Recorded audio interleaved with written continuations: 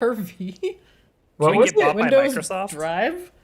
Did we get bought by Microsoft? No, not yet.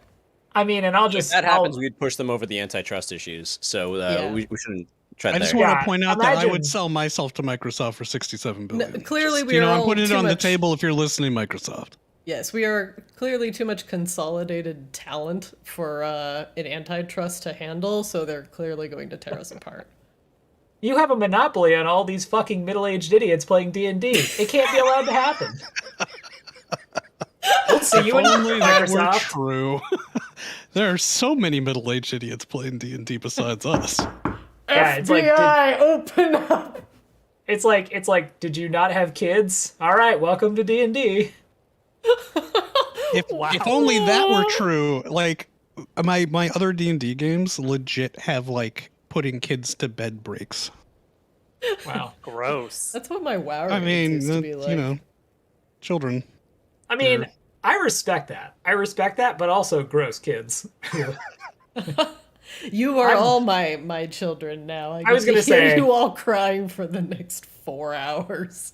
I was It gonna is, say, it is I, real cute when somebody's daughter climbs in their lap and asks like the whole group a question about the game, though. Like, Make me super an heartwarming. investigation check. in those moments, perception.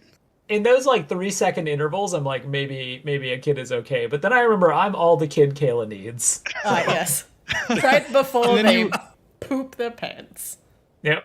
Oh, if only it were just pooping pants and not smearing substances on walls. Slash Wait, you mean hey. you were the child?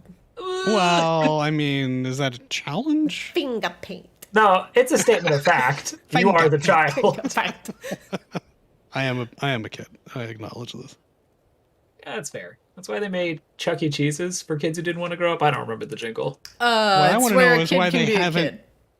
Toys R Why Us haven't they is- made I like a wanna proper grow up. Chuck E. Cheese for There you adults? go. that That's wanna that's a grow up? Toys R Us kid. Yeah. Yeah. Yeah, you toys. That's I what we think- need. Is we need a barcade that is more like a Chuck E. Cheese than like a hipster den. They have these here. There is a video game bar here. Yeah, but does it feel like a Chuck E. Cheese for adults, or does it feel like a bar, like an It's like a arcade that's Chuck E. trying to Cheese be for drunk retro cool? adults. Look, if I can't order a beer and drink it in a ball pit while I'm watching some fucking esports on a TV, it's not a fucking esports bar. As far as I'm but the concerned. ball pit. Hey, Accurate. Ball pits are Hey. banned due to the corona. and I can't stress this enough. Well, hey, sure. hey, Hey. how do I spell slow? SLOE. Yeah. Great. Just checking. Yeah. Great. Just think about how you would spell the word slow Uh-huh. in Final Fantasy. Ah, yes. With a Slow Y. A. And there's no Y's in it. Where's the random Y? Slowaga. Oh my god. Can I have that spell? Slowaga? That's just actually a Kashba. Kashba is just actually Slowaga. Although, speaking of spell casting, we're gonna have some cool animated effects tonight, which I'm excited about. And as soon as everybody gets into the game, you are going to see at least one of them. I'm excited for them to break the game and cause irreparable lag. Oh, yeah. Which will probably also be a subsequent consequence of this. Alright, log it in. Hold on. Also, I Like did the- not open with any bangers, apparently. I like that the game starts running smoothly again and Christina's like, how can I break it? Yep. Production value. Yeah, this is gonna really please the investors. Yes! Stonks! Stocks have never been higher in Arctis. Chart pointing up. What does this mean? Means poggers. Scythius, I can't do math. Scythius is actually in charge of all of our investments. Sorry. Good decided. Oh no, the bookkeeping. I Doctor tattoos for actually, everyone. He transmutes I the book into a actually tree. felt my entire colon clench when you said that. It's like, why does Arctis suddenly have a global esports tournament circuit? Next Coke up, wanted it. the Furonian Tigers It's not doing versus well. Let's put the more money into it. Polarian Hey, Arctis now runs. This game runs 24 hours a day because we have content hour requirements for Coke. Sorry, I don't make the rules. Coke Gaming? Coke gaming. Oh, I legit thought you were talking about the illegal drug coke for a second. I mean, that too. That was too. earlier. That was earlier in the campaign. We were sponsored by that kind of Coke. That's what they have on tap up in the owner's box. Yeah. Yeah, if you want to share Arctis, we'll get you the good stuff. Like We'll on get you, tap? we'll What get is you it the like? snow. Is it in a wooden keg? Do we have a butt of coke? It's like the like the restaurant style like sugar and salt like containers that you just flip a lid up and just like pour it out. Oh yeah, just Yeah. sift it. Yeah, it's like that but like bigger. Okay, we're gonna do a quick before we start D&D. We're gonna do an gonna do interactive Klein of social. Coke. Oh, No, Well, I mean I uh-oh. wish. Wait, we're gonna are do we- a quick interactive social media exercise. So I'm gonna read No. out this copy, Oh, no. and I'm gonna We're all I'm gonna trapped ask here. you all to make it better. We're all okay? trapped Ready? here. Can we you not? know that, Can we right? not do that? I I just need want to this- read this copy. This sounds an awful lot like an icebreaker, but in the worst possible way. Oh my I god, feel like, I'm back in if the I have an community opinion closet about this, again. then I need to be paid at least $28 for this. I feel like we'll talk about it for 30 minutes just because. Okay, Nick fine. and I'm Robert hitting both tweet. here. It's fine. I hit tweet. He's Whatever you gonna- get is what you he's get. gonna slam that. And the Is this copies- accurate to the lore? I don't know. It's posted. You didn't want to play the game. The fucking copy's just gonna be like, slam this fart, click link, idiot. Will Akashima get with Shar, Kelga, or both? Find out on tonight's Arctis. Tonight on Arctis, House Lunesti's father, Alara, eats an entire bowl of slow. Details at 11. Will it make him slow? Find out. Like, what are these idiots even talking about? That's just the whole plot of Arctis, basically. What are these idiots talking about? All right, I've loaded in. All right, excellent. I see the only person not in, unsurprisingly, is Nick. What the fuck? I fucking hate that I guy. clicked it a million years ago. I don't know why it's being done. Normally I load in super fast. Let's try again. Sponsored by NVIDIA. Are you having trouble loading into your VTT Forge D&D actual play? Buy NVIDIA. Does your GM use pictures that are at least 16,000 pixels by 16,000 pixels? Yo, actually, real talk, as like Razer was basically like messaging me because they have my laptop and they're working on it. They're like, "Hey, so what do you run that's generally pretty intensive on your machine?" I'm like, "Oh, Final Fantasy 14, Genshin Impact," and then I almost wrote Forge. You should have It's like, also said, You should also have. my You should have friend's written D&D Forge. game. Nobody optimizes for Forge. Yeah, what a surprise. I I mean, mean, to be Forge fair, isn't optimized for anything else either. So. oh, no, but to be fair, there is literally an option in Forge where I can set it to potato or not, whether my players have a potato PC or if they don't. It'll detect and it'll suggest potato mode for the players that have poor graphics cards. That's actually You awesome. know, when It you is say pretty potato good. mode, I just hear sicko mode in my head, but just potato mode. So, Go out. sorry, that's happening now. God. Hey, Razer and Nvidia, I use both of your products, so. You should kick Although, me back speaking some. of which, I just got a new Razer product in today. There's way too much shilling at the top of this game right now. Jesus. We get got- we get one brand sponsorship, and then just And we suddenly just the go fucking nuts. roof It's comes just- down. I actually recently ordered a Razer Orochi V2, one of the finest gaming mice available. Stop! You're doing it for free! Stop! You gotta get paid, Flix. You gotta get paid. Flex, please. Where's my money, Razer? Dunkin' Donuts, if you're hearing me, I would also like to be sponsored by Dunkin' Donuts. So just while we're putting our wish list together. But only the chocolate donuts from Dunkin' Donuts. The rest of your donuts are fucking vile. well, But your chocolate okay, donuts well- are My, amazing. my subs you just are cost already us a complaining. sponsorship. My subs are literally complaining how much you're selling out. It's amazing. It's Hashtag incredible that ad. we're hashtag selling out, but then immediately it just turns into us actually scratching sponsors off the list because we just keep talking. Well, it's not even us, it's Nick. Like, I Well- suggest a thing that I like, and Nick hates me, so Nick's like, well, fuck that thing. Great. I like the chocolate ones. Haha, take that, all of anime and gotcha. Haha! Ah, Got him. Yeah. Not Okay, can we all play of D&D anime. now before Nick chases us out of every deal ever? Yes, maybe. Like, this is my fault. Why don't we have, for the record, like, we really do need to have just a 30-minute podcast that reviews, like, the world of Arctis, but it's just us doing this instead. Just And shooting, not just actually shooting the talking about shit one of Arctis. these days. I Yeah, don't we think can anybody absolutely would do that. listen, but I would be down to show up. I think it'd be Listen, hilarious. 2 to 3 people would listen because they literally don't have a choice. I don't know why they would listen, but they would. So we need to do it for them. And we just say, that. you know what, please, and then you can learn about, you know, us and, you know, why you should care about us. And if you don't care about us, just care about our characters because they're whimsical and I think Shit. For before the this fans, happens, guys. It's do it for the band. fans. Do it for the band. do it for the fans. You get access to Akashaba's OnlyFans. Yeah, that's true. That's Whoa. If you, I want you to just make a bunch of, draw me like one of your French girls Akashaba images and just post them to Akashaba's. You know, OnlyFans. I just want you to know that when I was talking with Heroes Forge yesterday, I did say we were a family-friendly podcast, and we are rapidly not doing that. So just throwing that out there. Like one of Akashaba on like a stripper pole wearing only a thong with like the slipper I skin like the way how some Nick dancers literally have. heard you with his ear holes. He heard Yeah. what you said with his ear holes, and he completely ignored it. In fairness, this is the precedent for Nick and I since like 2014. Correct. Also, we are not family-friendly people, right?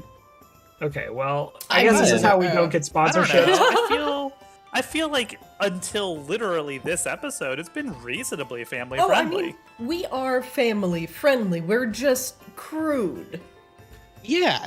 But That's we're it. We're very reasonable family adults. friendly. We're just crude. If that you and fair? your Is that if you fair? and your if you and your family are trash, we're family friendly. Yes.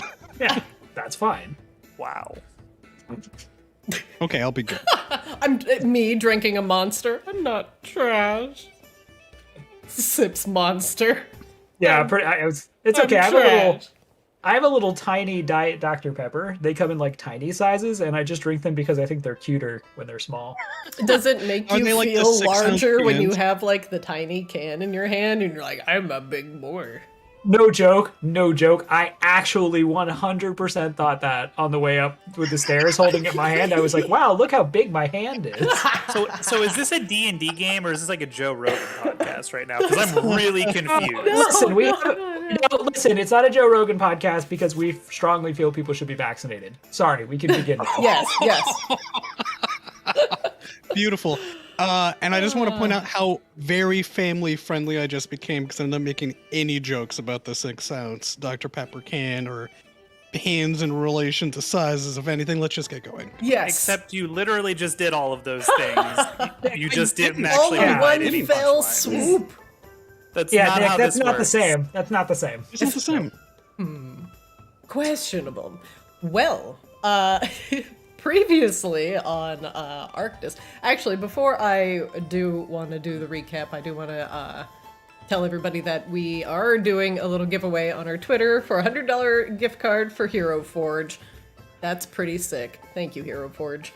Meanwhile, on Arctis, Raine, you decided to reach out and try and touch base with Aurora Lunesti.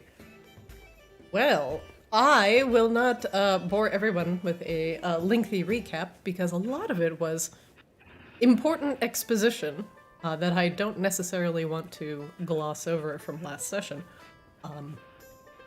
Roleplay sessions are very important. And without giving too much away, you all are discovering various secrets about... Oh wait, hold on just a second. Sorry, one moment. I hate this music. And it's throwing off my vibe. The groove. You know, it makes a huge difference.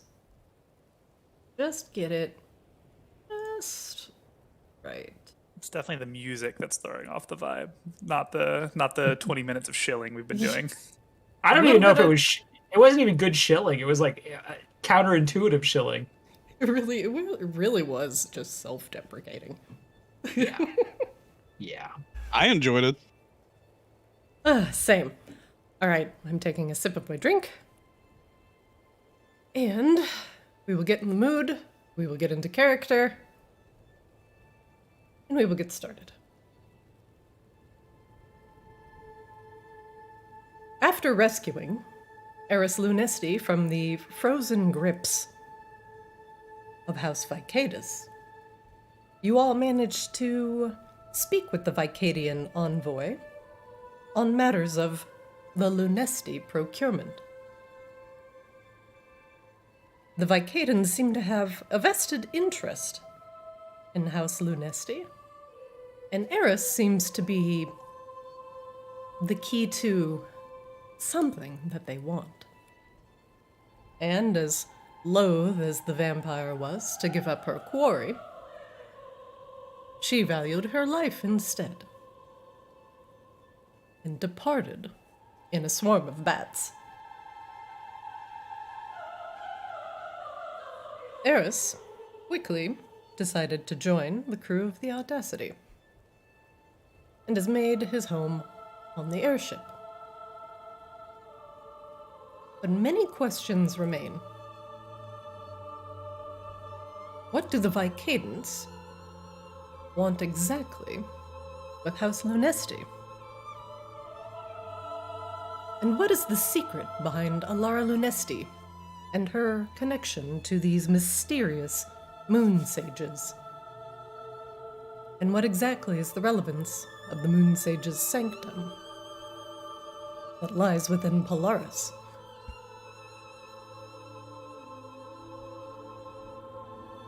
In order for Eris to regain the honor of his former house, without the help of the greater vampiric house that wishes to merely absorb it,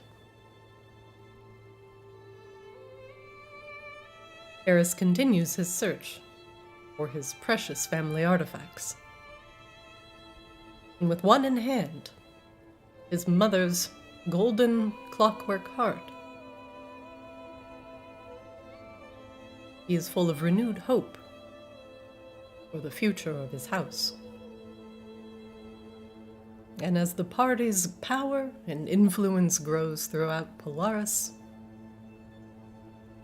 Raine, a trained wizard now, has reached out through the veil, attempting to connect with Eris's missing mother. And as she is carried along a river of memory and magic and ether,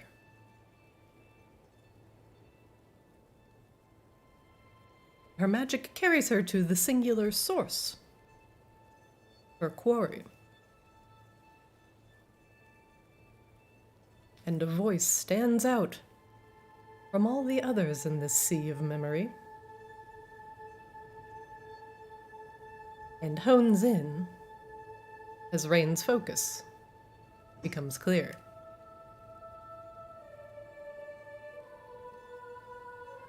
Raine, you are currently in contact with Aurora Lunesti,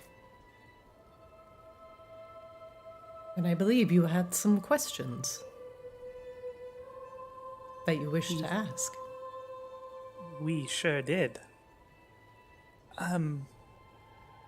Alara, do you know how we can stop the slow?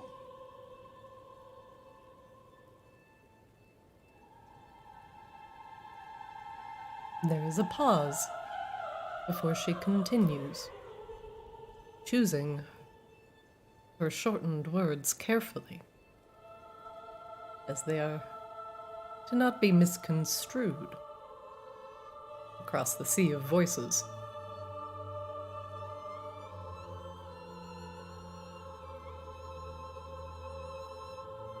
Yes, I do. What you seek lies in the Ice Library.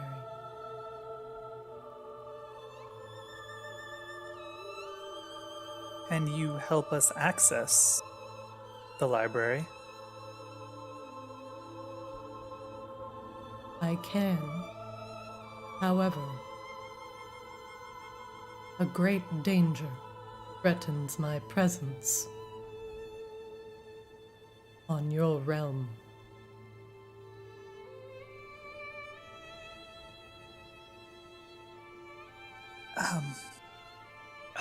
Ask her what danger.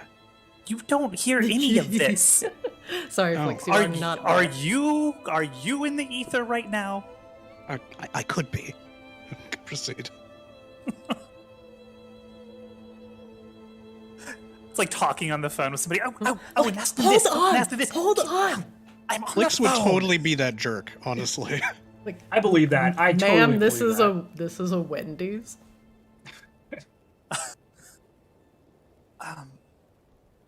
Is there anywhere we could meet you on our plane to protect both you and Eris from whatever this threat is?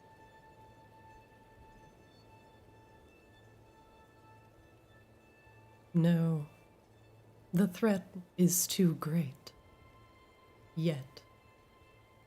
If it has not been dealt with.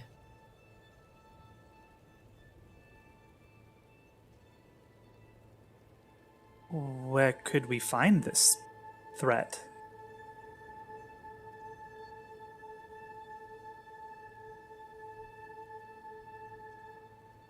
Seek out the one named Catherine Raven's blood for the answers you seek.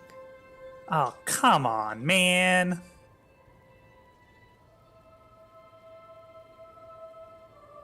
Does that count as a question for this spell? Which one? Oh, come on, man. Oh. I don't think so.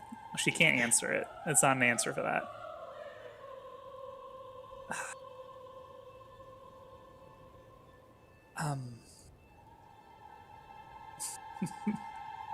Torpedoes this last question an awful lot.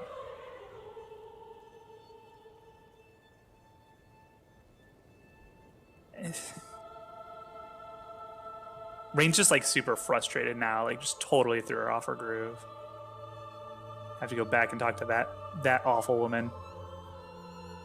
Is there anything you would like to say to Eris? Yes. Eris.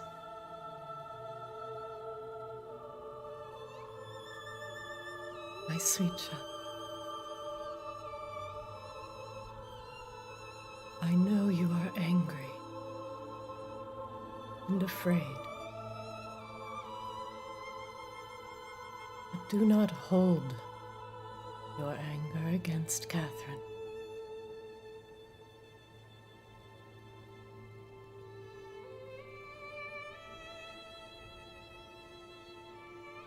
That is all you get. That is, I think that's 5 questions.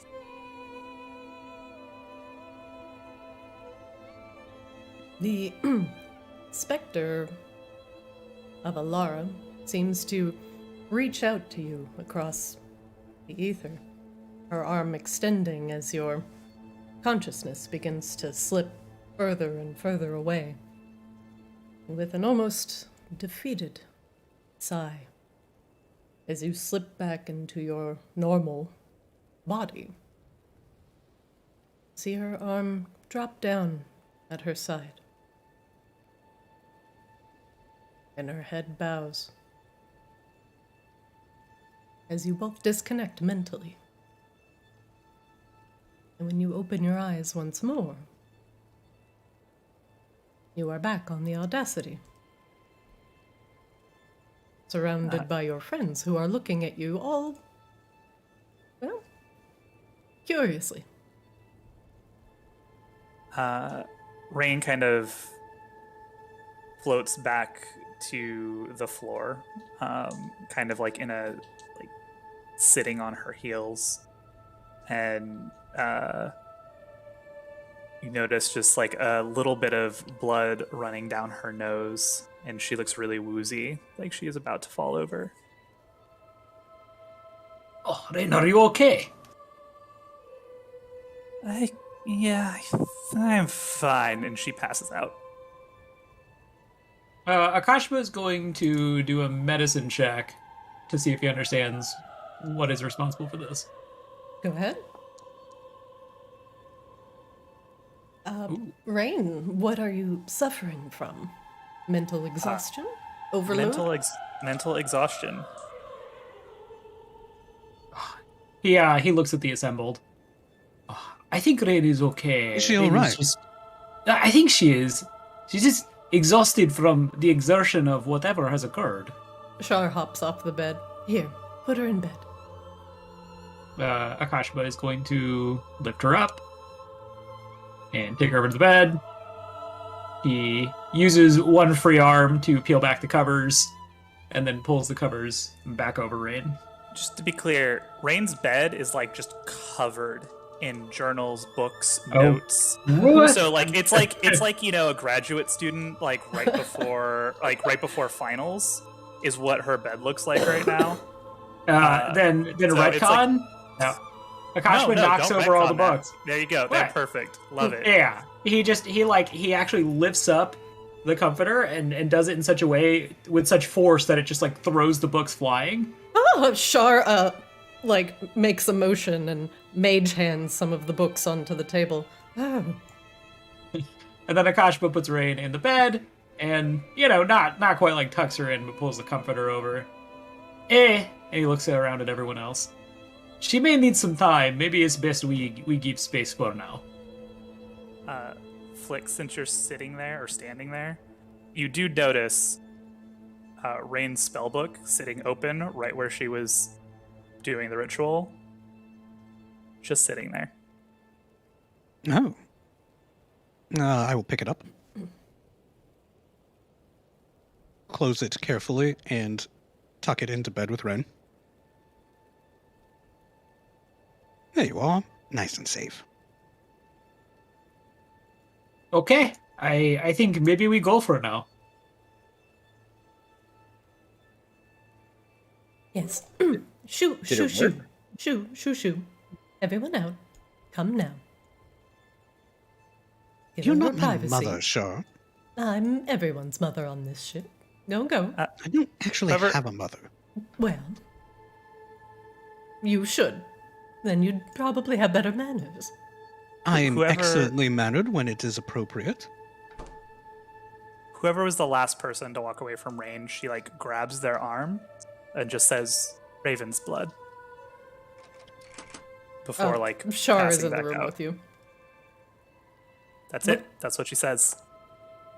Raven's blood. What? We have to kill Raven's blood? Raisin's blood? What? Why- Oh, Raven's blood. Why would you jump to that conclusion, sire? Well, we were just talking before about how she was evil and she duped us and lied to us and wanted to drink you or kill you or something. No, she And didn't do was us. in league. What? No, I think you misunderstood that conversation, my friend. Akashima puts a hand on Scythius' shoulder. I like where your head's at. It will probably come to this eventually, but maybe that is not first thing we do. You know that they can't help their nature. Oh, I'm I- reasonably confident that they're not all inveterate murderers. It's choice to, drink people's blood and try to make sure they stay in city forever as some kind of blood slave. That is all very much intentional. But that's what I'm saying, is that surely some of them do this, but it can't possibly be all of them. Well, I get feeling it is definitely her, so I feel very little remorse if maybe Sunforger may fall on her skull. Or maybe daylight pops open and she's like, "Hey, no, Akashima, why are you so bright?" Like the Styx folks. On the other hand, she did try to ensorcel me. Which Well, means- yeah, if I may play advocate of devil for a second, you are very handsome, Flix. It's only natural that she would try to noodle you. no, well, naturally, but it's very rude. Hard to argue that. Shar, do you think she is okay? I think she's overwhelmed. I'm assuming contacting such a powerful being has its toll on her. I suggest we let her rest as long as she needs. regardless of how important the information she may have gotten is. I agree. I think that we all have a little bit yet to do in Borealis before we would go anywhere anyway. And lacking a destination, well, we might as well enjoy a few more hours in port. Charlotte looks at Eris. Eris looks towards the back of the ship. I am a bit loath to remain in Borealis, considering the recent assassins. Perhaps we could leave the city before anything else occurs.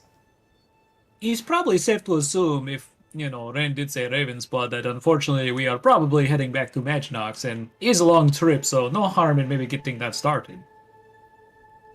Char nods.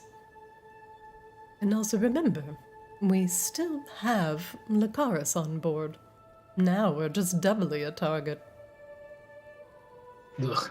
Well, I guess it would not hurt to look to ship's defenses then.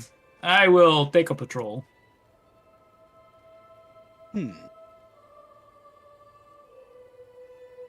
Is it still a snowstorm? Can we take off in this weather? Looks like Esther's doing all right. Christina, just a note, there is no ability to go to the lower level, but you can just assume for roleplay purposes that Akashima is just patrolling the lower level for now. Okay, sounds good. I will fix that real quick.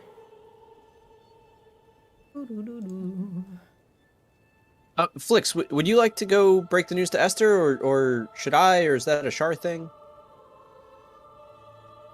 I can inform Esther that we should get underway. I had hoped to run a couple of errands before we left. Maybe you could have the goblins do it.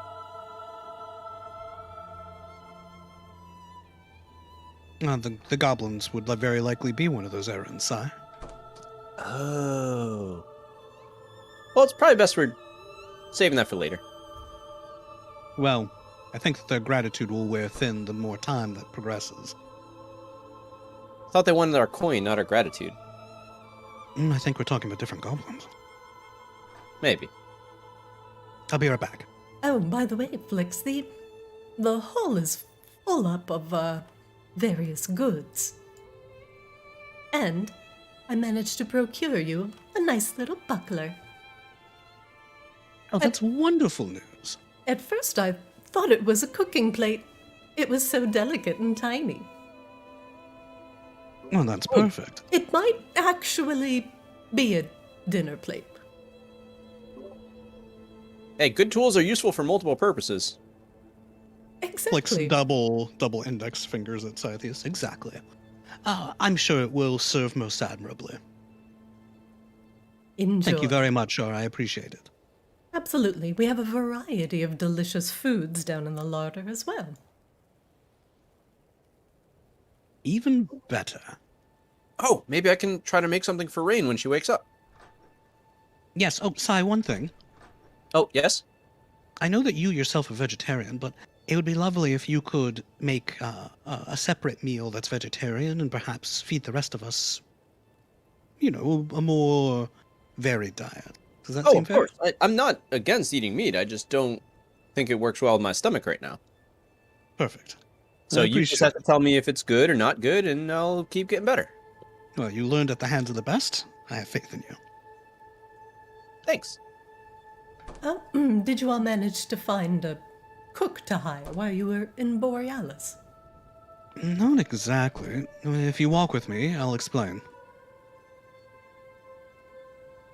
While we were at the Borealis Tavern, I managed to convince Paprika to take Sai under her wing, as it were. Oh, well, that's delightful. Did he learn anything while he was there? I hope so. He seemed avidly interested. He was the most animated, excited, and happy that I've seen him, well, since I met the lad, to be perfectly honest. Ah, good. He deserves a moment of brevity. I think he just needs to find his place. It Hopefully can be he'll hard settle here. down. There's so much at stake. Even surviving seems like a chore in itself. To do something else beyond that is, well, Admirable. Indeed. Ah, Grun, this pertains to you too, if you don't mind. Grun nods at you stoically. What is it, Flix? We're setting a course for Maginogs. Again. He nods. What returns us to Maginox? Well, I can't be exactly certain, but I suspect that we're going to need to pay another visit to Lady Ravensblood. He frowns. Esther! Hello. Are we ready for takeoff? Yes, I hope you had a moment to visit the artificery and say hello to friends, etc., etc.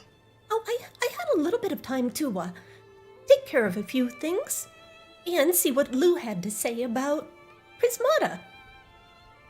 Yes, what's the update on her condition? She's actually relatively stable.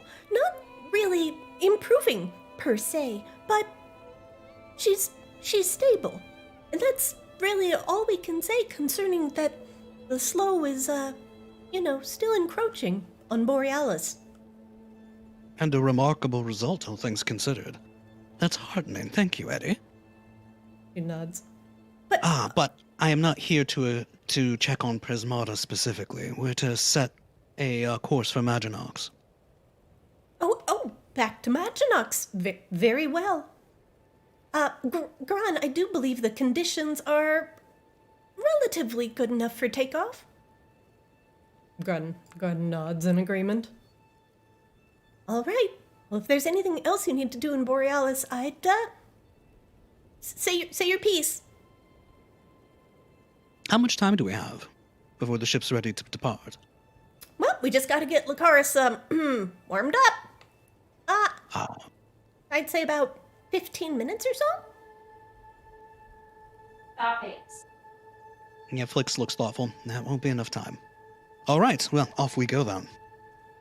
All right. One thing, you two. If we can find a subtle way into the country, that might be preferable. It's not entirely clear that there's an association between us and the Audacity in Maginox, but if there is, there may be eyes looking out for this vessel. Char looks at Grun with concern. Mind you, the airship routes are rather set. And if we deviate, well, it could cause additional issues. Most assuredly, I would say our best chance is to stick to the route that we know might be questionable, and that would be going directly into the city, rather than almost guaranteeing some sort of issue by going a different route. Well, I'm prepared to respect your wisdom, sure. Oh, well, that's good to know, considering you're probably, one of the two people on the ship that can fly.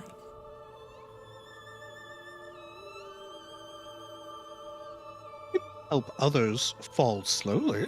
That counts, doesn't it? Okay, well, one of two people that can fly and two people that could potentially cause others to fall slowly. The others would probably crash and burn, potentially, at merely rest a assured nick to that the wing. if the Audacity starts falling out of the air, I'll do my best to ensure that everyone has a safe landing. I am full of confidence and concern. One way or the other, Sharp. That is an issue. There will be people looking for us, and there will be people and other things looking for this ship. If you have a better way to deal with it, I'm all ears. I don't at this moment, but I'll mull on it. How difficult would it be to disguise one ship as another, you think? The whole ship. She goes to the edge and looks over. I'd say my illusory spells would most certainly not be able to cover the expanse of the entire airship. I have the same problem.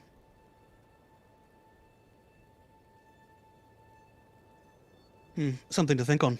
Yes. Perhaps we can all get together after Raine is awoken with fresh ideas on how to proceed. I also might just be paranoid. But, well, I'm not used to taking the straightforward approach, I'll put it that way. It's good to have a little caution.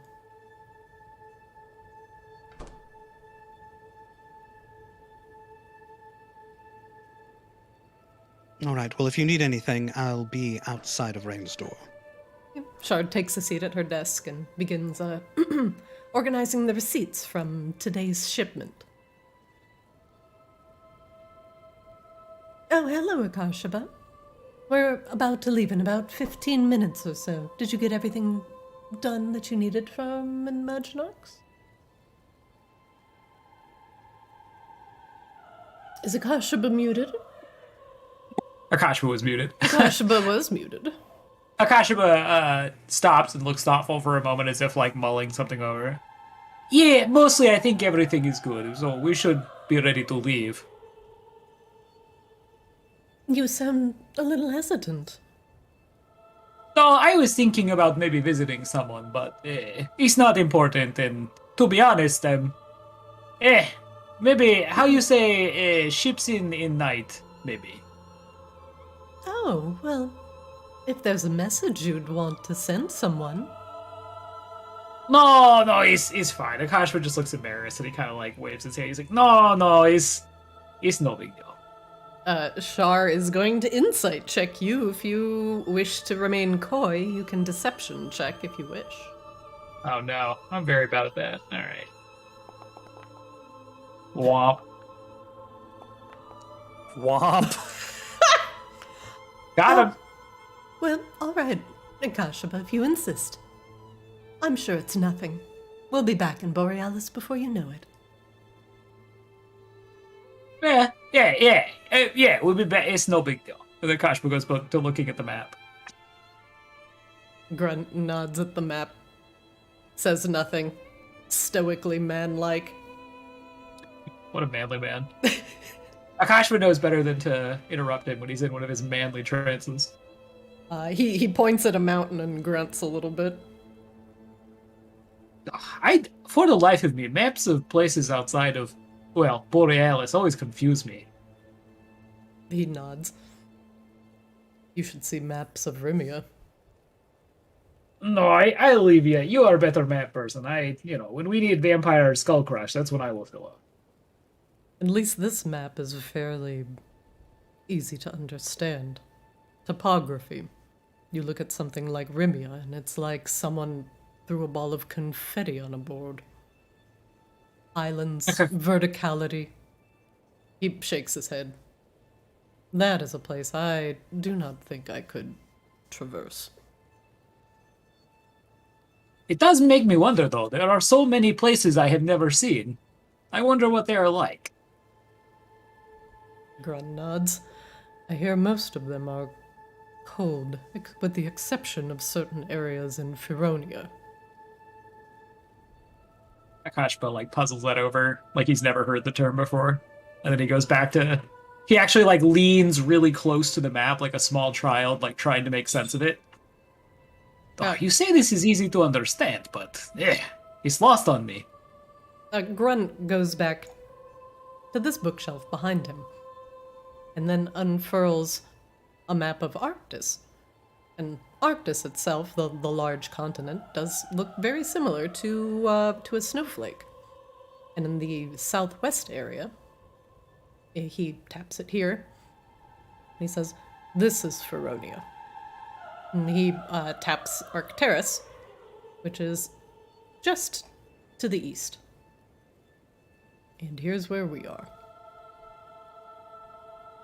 It's strange we do not hear more of those places. I feel like entire time I was growing up, I never heard anything about anything other than Borealis. Never even knew Maginox existed. Arctis in itself, with its cruel and unusual weather patterns, tends to create tribal associatism. You see, people band together to survive in what limited area they need to survive. The smart ones, well, like the orcs, he chuckles dryly, went underground and did not have to deal with the snow. But there they had to deal with others that live under Arctis, such as the drow, and the kobolds, and other deep-dwelling races. Oh, drow are all drow like Saithius? Grunt shakes his head. Many still live under Arctis to this day, but those that have decided to embrace the culture of Polaris have gone to the surface and dwell under the moonlight. There were many in Maginox. In fact, many of them were guards. It was very strange because they look so, how you say, put together. Whereas Saithius oftentimes seems like maybe he trip over shoes often. But, hey, I guess it makes sense for drow to live in Polaris, given the, always dark thing. The drow elves love structure. Grunts. Personally, I find it a bit stifling, but they crave it. Hierarchy, status. Regardless if they're undergrounders who have decided to dwell on the surface. And they tend to fall easily into jobs that work under such stringent requirements. Kashva sits down on the stool in front of the table with the map on it and just kind of like rolls his eyes in disgust. Blech. Who needs those things when you have good food, friends, maybe occasionally beautiful woman? Oh, those are good things. Grunt chuckles. And they do wish for all of these things as well. I've had my fair share of run-ins with the drow in the depths of Arctis. But, at least on our original topic, the cold tends to drive people together in order to survive. And, from Arcturus, at least between Arcturus and Ribia, aside from the fact that there is gaping nothing between the shattered islands, Feronia has a host of geothermic rifts that lie very close underneath the surface, not to mention a desert of sand that blows as sharp and as painful as tiny bits of glass. Arctis itself is a very uninhabitable region. Maybe after we are finished stopping the slow and saving all of Arctis, maybe we visit some of these places and see them for ourselves. With this glorious airship, we could have a great series of adventures. I look forward to it. Akashima grins widely and goes back to looking at the map, dreaming of all the places he could go with this airship after finishing saving the world.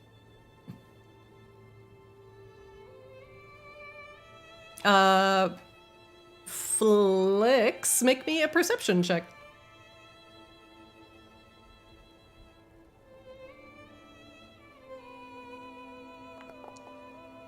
Not spectacular. You're right outside Raine's door, and you hear her groan softly as she regains consciousness. Eris looks up slightly from brooding up against the wall. You may have awoken. Raine, are you awake? Don't yell. I'm speaking in a normal tone of voice. Oh my god, you're so loud, Flix. Do you want me to leave you alone? No. Did All she, right, well, Are we? did she say no? She said no. Oh god. Raine opens the door and immediately bumps into Flix and just smashes into the door on the other side, not expecting it to suddenly stop. Oh, is Flix awake? Not Flix, Raine. I've been awake. Flix is awake. Yes. Yes, Raine's awake. Raine, I got you something. And he hands a plate that kind of looks like a crepe wrapped around some fruit. I don't know how to make a waffle yet, but I tried. Maybe this will make you feel better. Raine kind of like reaches out and takes it, like rips off a little bit of the crepe and puts it in her mouth. How does it taste? Let's do performance. Soggy. It's not the best consistency. little There's a little bit doughy of in the like middle. flour chunks here and there, but like the ingredients were fresh. It's like Raine a grabs waffle the without whole waffle plate. iron. Raine grabs the whole plate, slams the door, and you're just like on the other side. You get 4 temporary HP. Oh shit! Oh my god. Raine Sai, opens the door. do you mind finding Akashaba and bringing him? Oh, sure. Oh, found Akashba. Hey, Akashba. The Duke wants you. But the dude, it's just Flicks. The Duke! The Duke!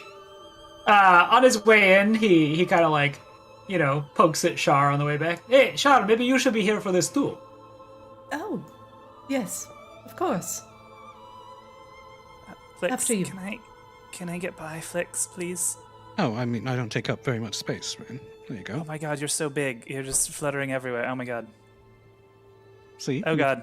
Oh god. Right here. Not Oh a problem. god. She like weakly tries to like blot you away. Why are you in my face? Oh god, you're all here.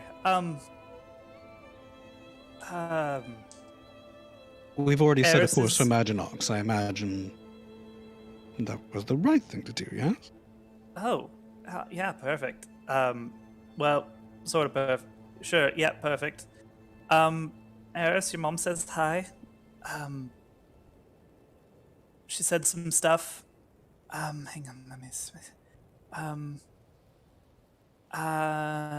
She knows you're angry, and doesn't want you to hold your anger against Catherine. Eris assume she- frowns. I assume she means Raven's blood, because she also said we had to go talk to that awful woman. He narrows his eyes. Catherine Raven's blood did nothing for my mother as they raided our house and murdered our people. Well, so Sounds like the same woman. yeah, that all sounds about right based off of what I guess there's some threat to your mother here on our sphere. Apparently she might be able to help us eliminate it. But Alara can't return until that's taken care of. Well, what is this threat? Exactly my question. I don't know. I only had very limited ability to communicate with Alara, but she seemed to indicate that Lady Raven's blood should be able to help us with. Oh dear. Rowley is take it you dragging to- Harkin out by the hair. Hey. Actually, never mind. Oh, glad to see you two have worked things out. Harkin is unconscious. Oh. Healing word on Harkin. He regains consciousness. Ah! No! Oh God, please put me out again. Rowley punches him in the jaw. Obliged. She's part of the crew now too, right? Akashba looks at Raine and Flicks. Flicks Flicks shrugs elaborately and just goes, I have no idea who's on the crew and isn't. Vetoed I don't- actually assessing new crew members, so apparently it's a free-for-all. Sorry for Was this a interrupting your mistake? important meeting. I'll get out of your way. Come, Harkin. Okay, yeah, this is fine. Anyway, apparently Catherine should be able to help us identify this threat. And maybe eliminate it. So there Are you go. sure that Raven's blood isn't the threat in question? Um, How clear was the lady on this point? She said that Raven's blood could assist in this matter. I think I'm paraphrasing, but that was the gist of it. I don't think Flix she leans is over to Akashaba and in a the big threat. stage whisper, I asked that question for you. Oh. Oh, okay. Thank you. Akashba looks mildly confused. Sai, make me an insight check. Okay.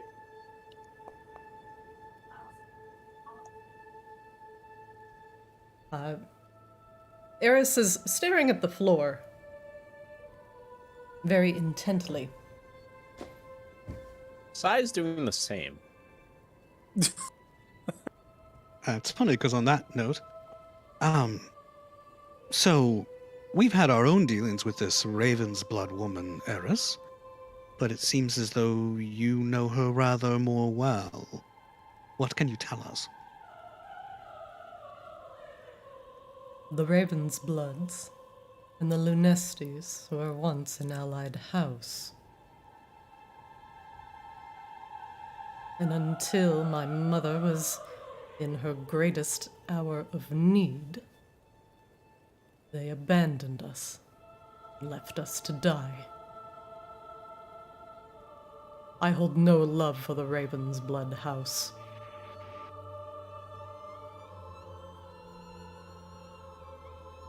They couldn't be asked to lift a single finger as they came and raided our home, murdered our people. Not a single one. I don't know the particulars, Eris, and I don't mean to, but your mother was very specific about not holding your anger against Catherine specifically. So I don't know if that makes any difference, and frankly, I don't really care for her much myself with my very limited dealings, but perhaps there's more to the story that none of us here are aware of. He sighs. It would have to be quite a few chapters to make a difference. Well, I'm not saying she's not a piece of shit, but maybe she can be a helpful piece of shit. How far are we going to extend this metaphor? Because I have ideas. Oh, I I feel was like done. she's chasing us around in circles, playing her fool's errands for her. I, for one, do not want any part of this vampire politicking. Frankly, it Raven's blood disgusts or me. Raven's blood or your mother? He gives you a kind of a sharp look unintentionally, and then it softens. Catherine. Flix isn't particularly mollified. I mean, your mother is a vampire too. She very likely has her own machinations, yes? Doesn't mean that it's not frustrating to wait and wonder. Eris turns his back and just looks at the wall in frustration. Well, for what it's worth,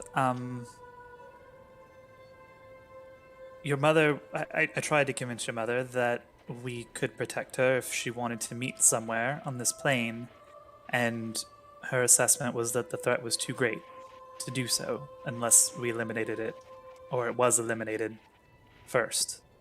I'm certainly willing to try to contact her again. And there's other investigation that we can do if we would rather not go see Lady Ravensblood initially. But right now, that's the best lead I got. Eris shakes his head. I would prefer not to tax you further. You've all done so much. And, frankly, I would like some answers from Catherine after all this time. If you will be with me to do so.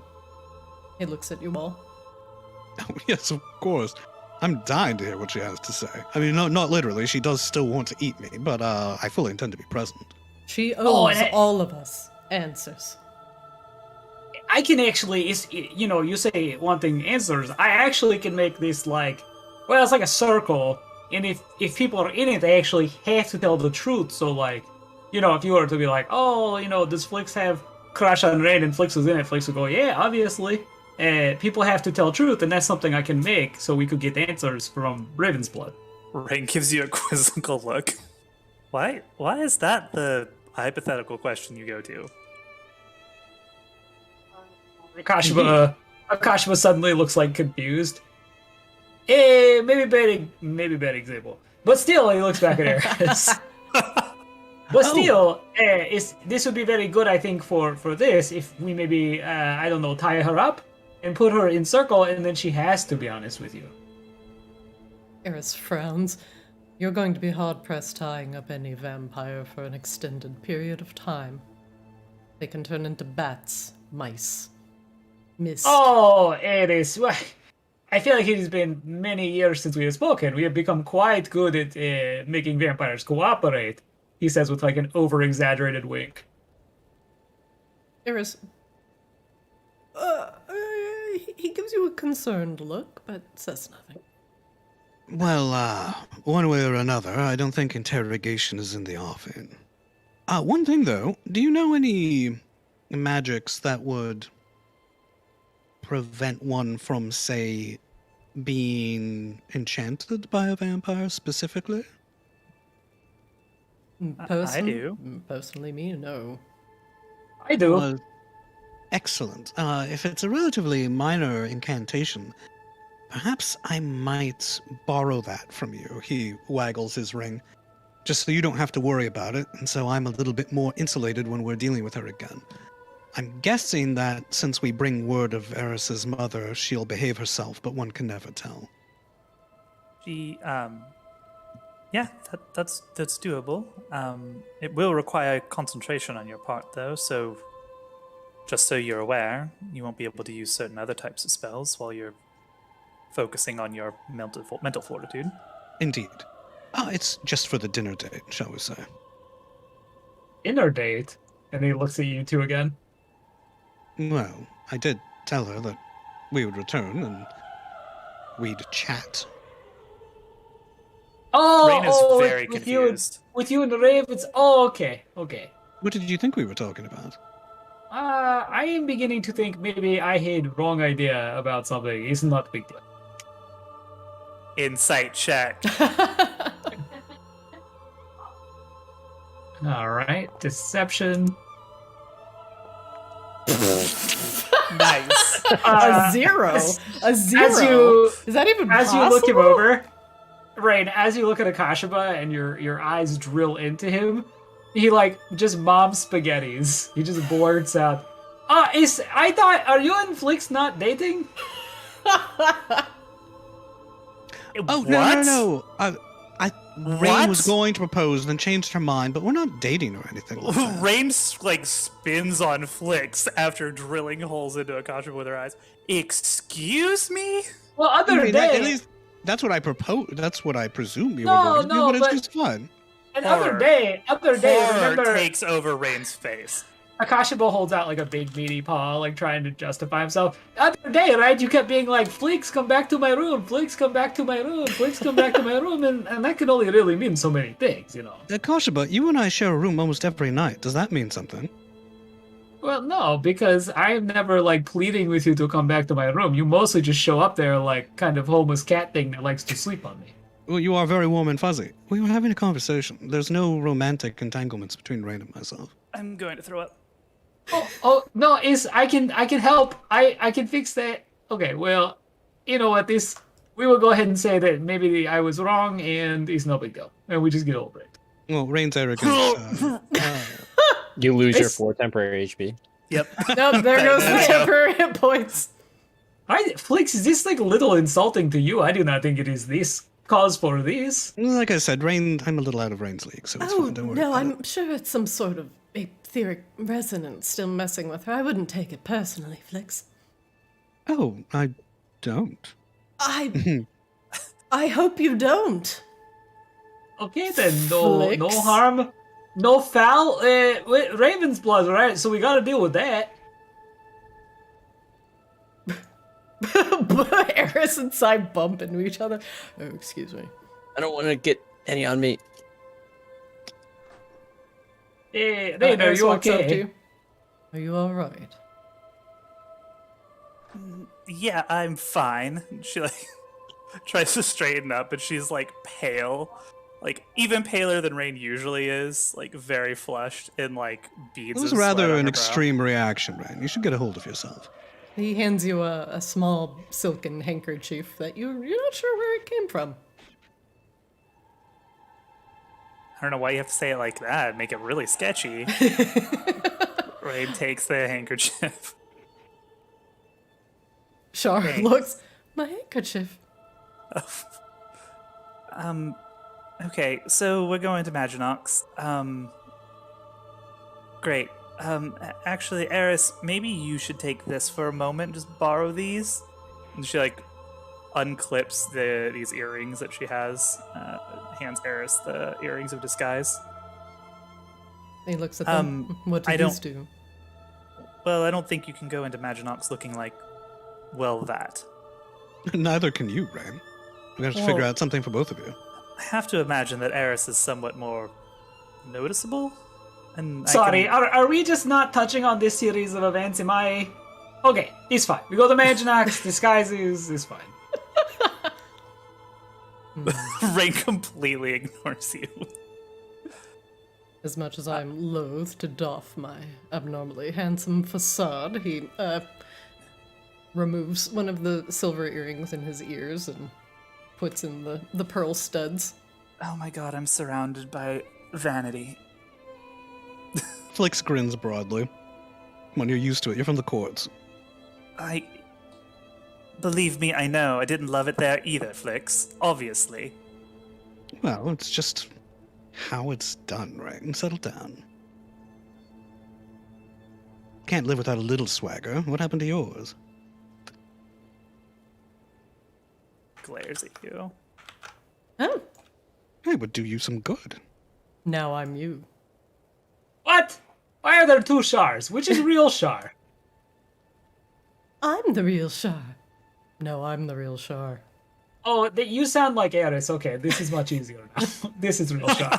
He points at this one. Eris, you're going to have to work on your accent.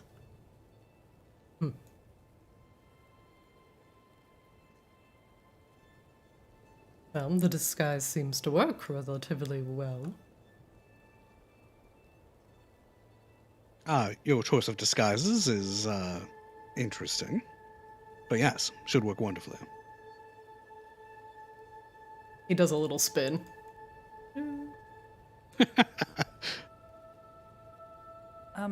Akoshiba, if we're Yeah. going back into Maginox, I had some ideas for protective wardings of the ship while we're gone. Is Oh, that something you- So I actually put word down. I did a little passive ship, and I put, okay, you're going to love this. So, if undead steps in certain spot, it makes big sunlight. Oh. Oh, but you can't do that in Maginox. No, it's... Should I remind you that you're probably wanted on some pretty high crimes? It's in Lucaris' no. chamber. Just Raine is, it's fine. Oh. Oh, so Perfect. we're all assuming Raine is the one that can cast sunlight. Well, that's going to be an interesting inquisition. Well, no, they don't know who cast the sunlight. The only individual that has been seen and associated with any of these crimes is Raine. So, we So, make sure Raine is disguised. Raine plus Should be fine. sunlight equals Raine casts the sunlight. No, to be clear, sunlight is just in Lucaris' room. It's fine. It stay inside ship, and it just makes sure that any pesky vampire gets face full of sunlight. Well, I love that, Akoshiba. Could you cast another one of those? I would love to provide additional protection in case, they're not vampires coming for Lucaris. Well, it's like all-purpose undead, but yeah, no, maybe. I don't know. Honestly, I've never tried having more than one, and the only other one I made was mostly there to mess with Saithius, but he never stepped on it. Oh, well, I mean, if we worked in concert, I might be able to have my my construct summoned if it's triggered, and she could also defend the Yeah, Lucaris's room. that's a good idea. Big metal thing would surely be good at defending Lucaris. And Akashva looks over at Saithius. This was back when Can you we were just being... keep all this outside? Like, keep the sunlight outside, keep the metal outside. Like, just protect the outside of the ship. Like, please? I was going to say I made the glyph back when you were being very annoying, but you just kind of do it again. He looks back at Raine. Yeah, okay, we can set up other glyph. It would only have to trigger if somebody was actually here to harm Lucaris, say. Well, I mean, it's up to Kashba, actually, however it triggers, frankly. Yeah, it's just if they were here to harm Lucaris, it's... And... Oh, it can't be undead. Oh, no, Frank! Where's Frank? Oh, Wait, Frank's... where is Sunlight Frank? doesn't hurt Frank, right? He's not allergic to it. I don't think so. Oh, Eris, it's been- does sunlight hurt Frank? No. Wait, do been you in the like sun. Frank now? What? No, Frank is stupid undead and should be purged. Where is Frank? He went on a walk with my maiden. That He was in weird, the wasn't crow's it? nest. Where is Frank? All right. Well, are there any other preparations that we can make on our way to Maginox Oh, to Frank, deal with? Hello. you're not allowed to go downstairs anymore. What? The Koshbush says you can't go downstairs anymore. I'll take over the duties. But I'm cleaning.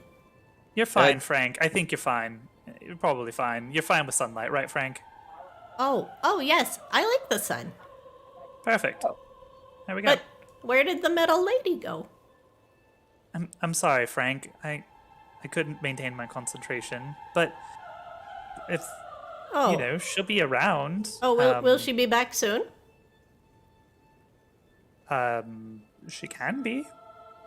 Oh, that would be really nice. I'd like to Maybe- see her again. Maybe.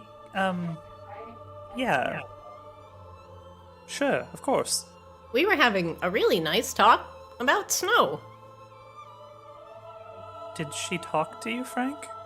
Oh yeah, we had so much to say.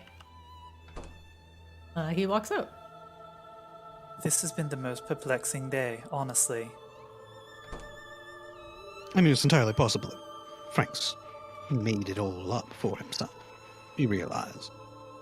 I mean, it's still a perplexing day, Flix. So many things happened in the last, 10 minutes. Kashba walks over here. No more than usual, it seems, but definitely different. It's Eris's turn to stagger a little bit against the wall. Perhaps I'm more exhausted than I thought. Are you well? We can't have everyone collapsing around here. I feel a little bit. I'm fine. I just need a moment. Well, why don't you let Akashaba check you out? That's our room, actually, but you're welcome to. I've checked in him the out bed there. before. He is very handsome. He just closed the door to my room. That's what. But that's where I sleep. Akashaba, do you want to... I have the spells to do it now if we want to go add that additional glyph. Eris is in your bed. Hey, Eris, this is my bed. He's passed out. I mean, we can share it with him, Akashaba, and if he complains about it, well, he has no grounds to complain about it. What if I complain about it? It's my bed. You can just move him around. He's light. Move him off the ship. He shuts the door.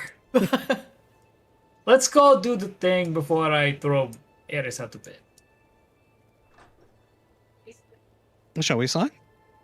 Oh, where are you going? They said they were going to cast sunlight. I don't want to be around that. Oh. Right, let's talk about that. So, you don't like metal and you don't like sun. Is the sun a discomfort, or does it actually hurt you? Well, first of all, it's impossible to see anything in the sun. I don't know how you guys do it. But second of all, do you know what that does to your skin? Like, Well, it gradually gives me a gorgeous golden glow. Yeah, and then over decades, He it's going says to as give he's you lightly covered in a pelt of fur. Flix doesn't growths have fur. and- Oh, I thought He's you only said he got- like fuzzy. He was like fuzzy. No, Like, he was he's a not little fuzzy at all. boy. Oh, No. okay. He looks like he looks like a miniature Eris with cat ears and a tail. He looks like a small elf. Okay. I'm just That's sorry. why- The whole time, I thought you were just Puss in Boots. No. The Flix, which is hilarious when everyone is I like, thought he was like a slightly sexier Puss in Boots. you know what though? If that's the new headcanon, we can change him entirely and he can be sexier Puss in Boots. Is that what we want for Flix? Yes, So that's all long we as- want. So long as you commit to the Antonio Banderas voice, that's fine. No. We To can. the Antonio Banderas voice. Oh my god. It's I am Puss Flix's in Boots. evil brother, Flixo. Yeah, but no, real Flixtonio. talk, Flix is a fairy. He's like a tiny elf. He just happens to have cat ears and a tail. Just like how some fairies have bug wings for no reason. Same deal. Okay, well, now I understand why Raine was so grossed out by you possibly being into her. Okay, I get it now. Back when you were a He's cat, like I didn't think 5 so. inches tall. Like, 2 come feet. on. There's a joke in there that I'm not going to make. Let's just make this glyph. Ah! No! Sized for your pleasure. Okay, let's just make the glyph. It's fine. Can 5 you inches have is a, plenty. do you have a 5th level spell? Like, can you upcast it? Because I can upcast it to get a stronger construct. So one, I need to know if that was Nick saying that out of character or Flick saying that in character. Two, No, you I don't. don't. That was me saying it out of character. Flix, we haven't had this conversation. Right. Akashima actually does not have Glyph of Warding equipped at the moment, so like the way I was. Well, I mean, you like 8 sessions ago were like, oh, you have Glyph of Warding, and I equipped it, and then we never did anything with it. And because I'm a cleric and I have like a limited number of spells, and you weren't actually using Glyph of Warding, I was like, I don't need this anymore. Yeah, fine. My hope was that like Christina would just be gracious and let us roleplay it out because it's going to take more than 8 hours to get to That's fair. Maginox. Yeah, That's fine. fine. I think Wait, that's- Sai. I have a suggestion. We Nick have just not, from the wing. we have not one but 2 artificers on this vessel. Why don't you ask one of them they could make you some goggles or spectacles of some sort using smoked glass? That way, when we're in brightly lit locations, perhaps it's less painful for you. Oh, I never thought of that.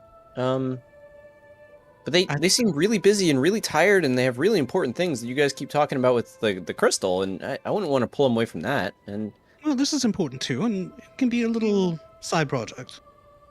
At the very least, it can't hurt to ask, right? oh, yeah, if you want to. Flix is go a for it. producer's nightmare. This is scope creep.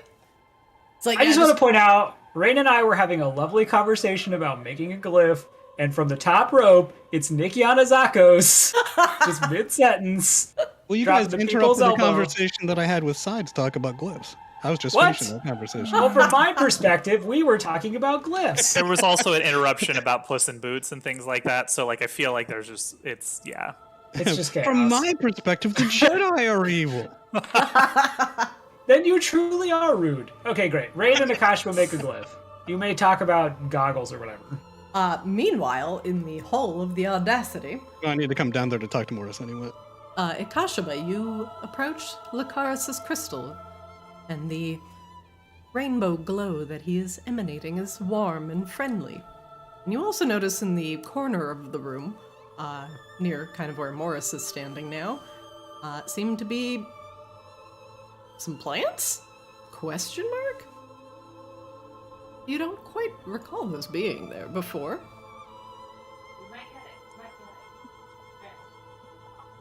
Hey, Morris. Hey, Flix. Hey, Hikashima. Hello, How's it Morris. going? Are these yours? Huh? Oh, no, those are size. Akashima's gonna do a Lovely. nature check. The plants that are inside there seem to be various seeds acquired from various places around Polaris. Some of them seem to be struggling.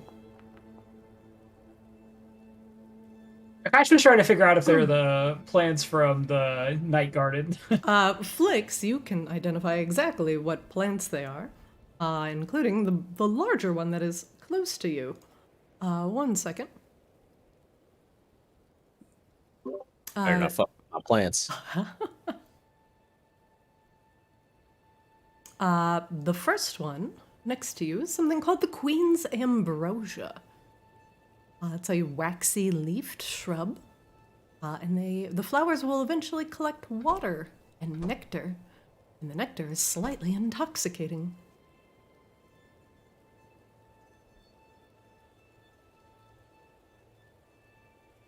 So are these like bad plants that were stolen from Maginox that are going to do bad things, or are these useful plants?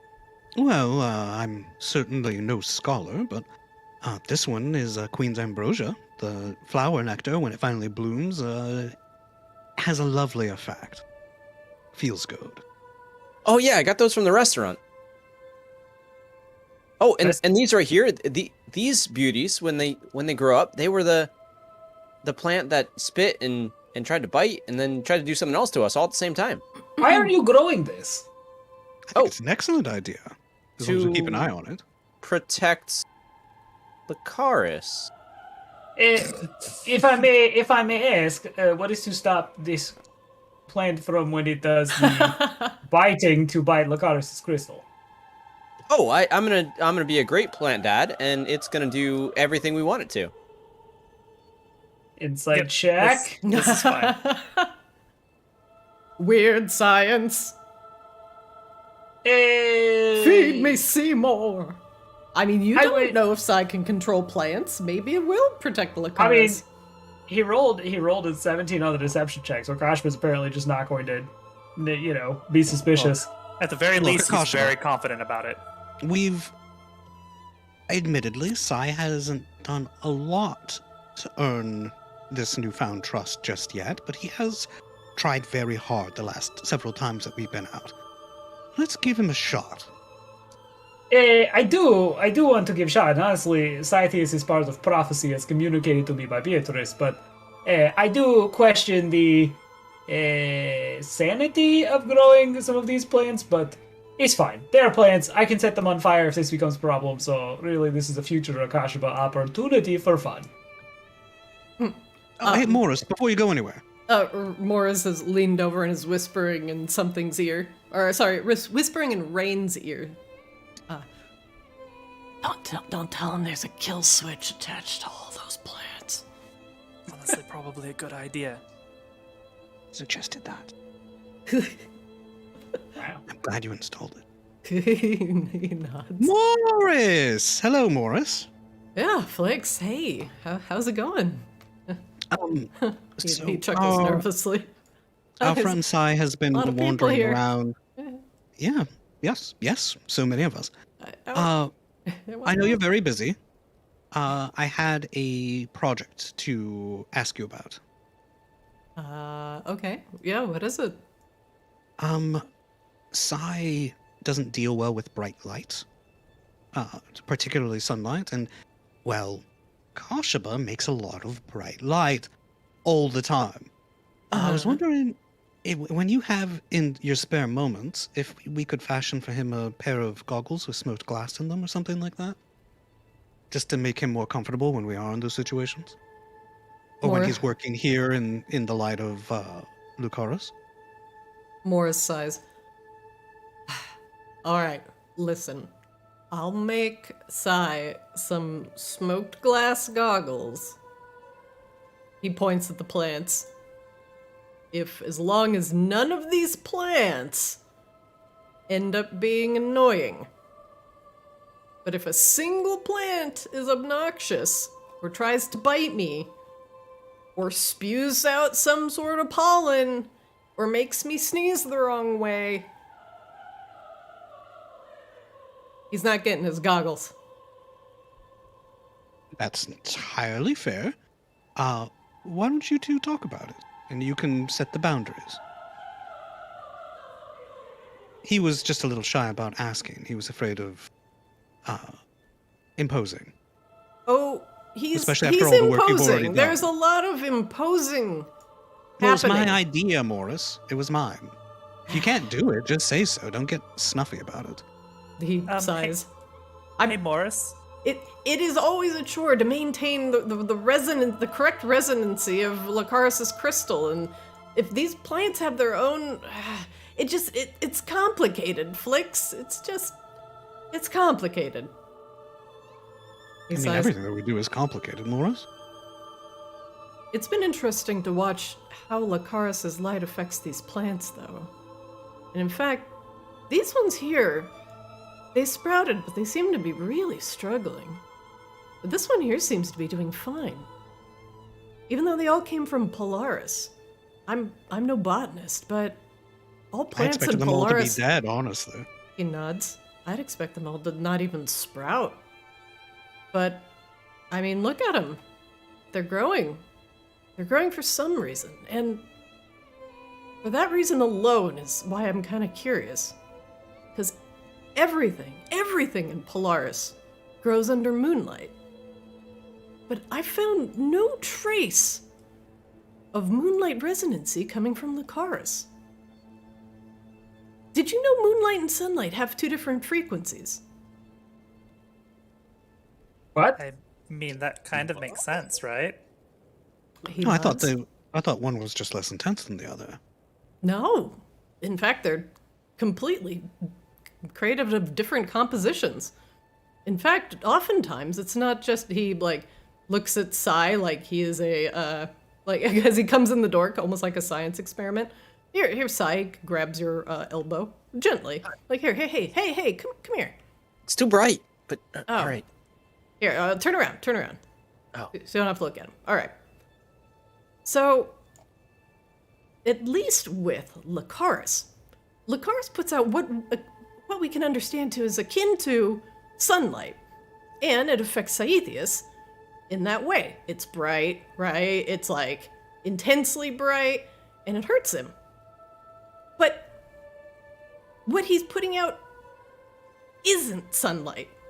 It's just acting on a same resonancy. Wait, Morris if it's looks If at it's everybody light, like that's this the is. same resonance as sunlight. How is it not just sunlight? But What's the he's- secret ingredient that makes it not sunlight? I don't know. It's different. And Is it? He Is it looks not at kind these- of the same? he looks at these Oh. plans. Good. I mean, this is just actually one of the things that keyed me off to it.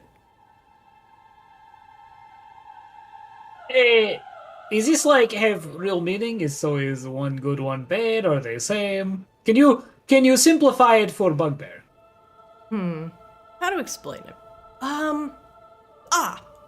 Here. Saethius, Mm-hmm. you've got that crystal sword, right? Oh yeah. Pulls it Yeah, out. but it makes a light, right? Oh yeah. Brights it. Morris squints. But this light is bright. But this light doesn't hurt your eyes, right? Oh yeah. Yeah. This light feels good. I like this light. He nods. So it doesn't matter really the brightness of the light. And in fact, if you had a moonlight and just shone it directly into Saethius's eyes, he probably wouldn't care super much, aside from the fact that it was super bright. But it's specifically the sun. And also, you all have been fighting vampires and things like that lately. You notice sunlight tears vampires apart, but moonlight doesn't. Right. Do you think it's a religious thing? Since, Flix gestures vaguely in the direction of Akashaba. The light, capital L. I always heard it was the of. I just think light, and he says light with the capital L, are all really different things. And I guess it depends on how you look at it. He looks at Lacaris. But why would sunlight in particular, regardless of its brightness, still hurt Sai's eyes? But moonlight doesn't. Does the sun have a vendetta against you? Well, that's sort of why I thought Sai might be making things up initially. It didn't make very much sense to me, but obviously some beings are heavily affected by light of certain resonances, you said? He nods. Maybe drow are just very weak. I mean, bugbear is not affected by either light, you know?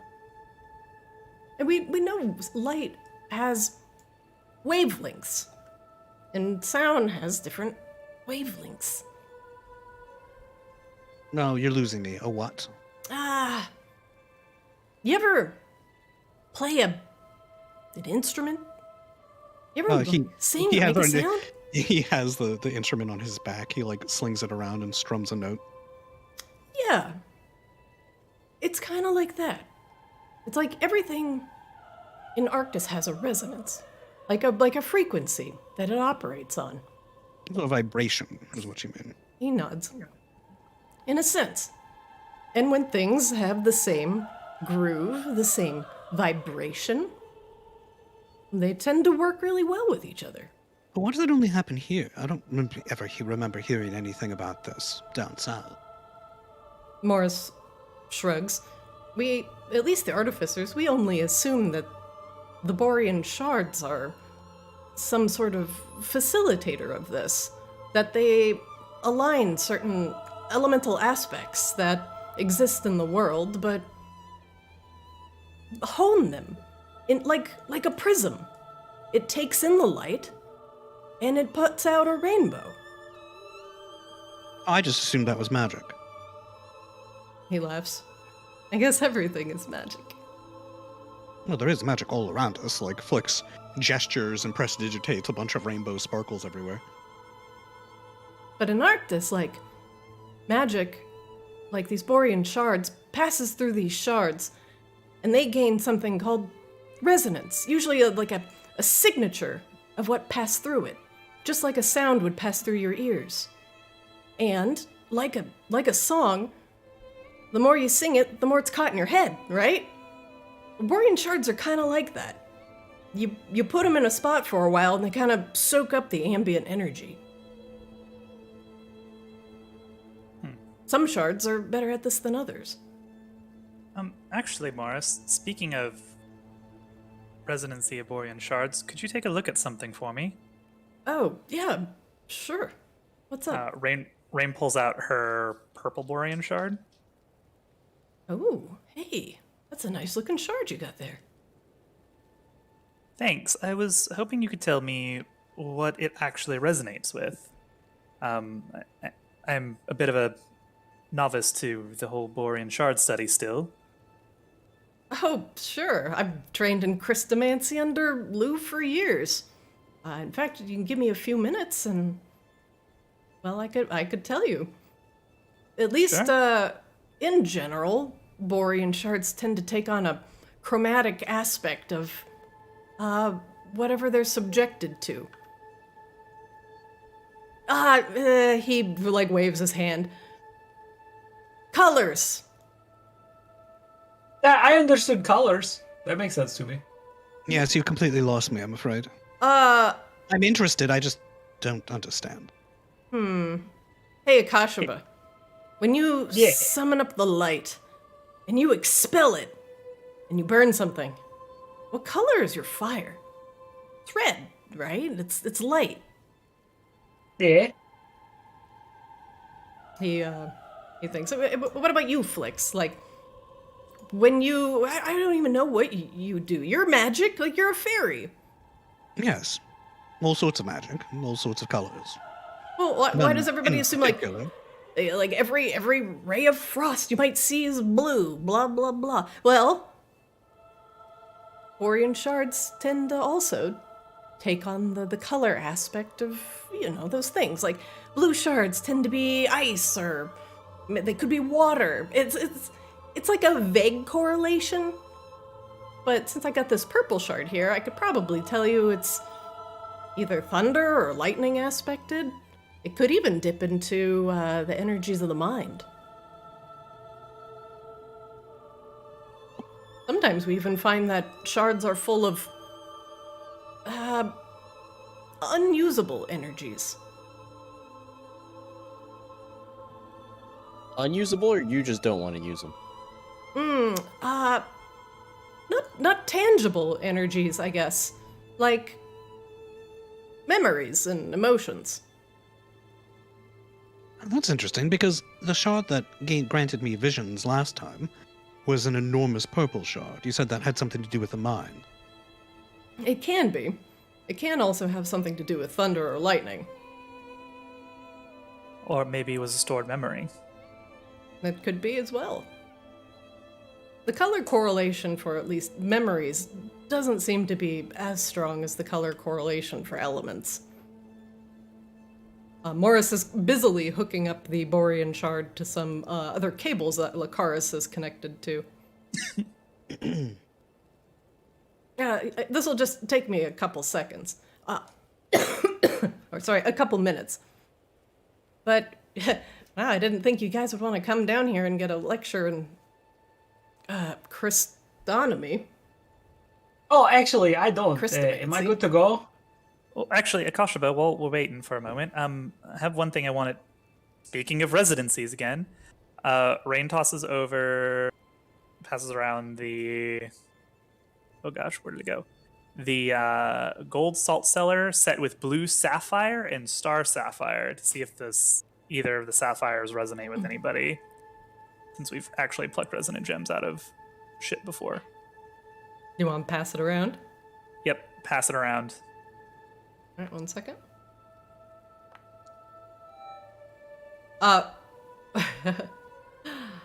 Ikashaba, one of those star sapphires resonates with you.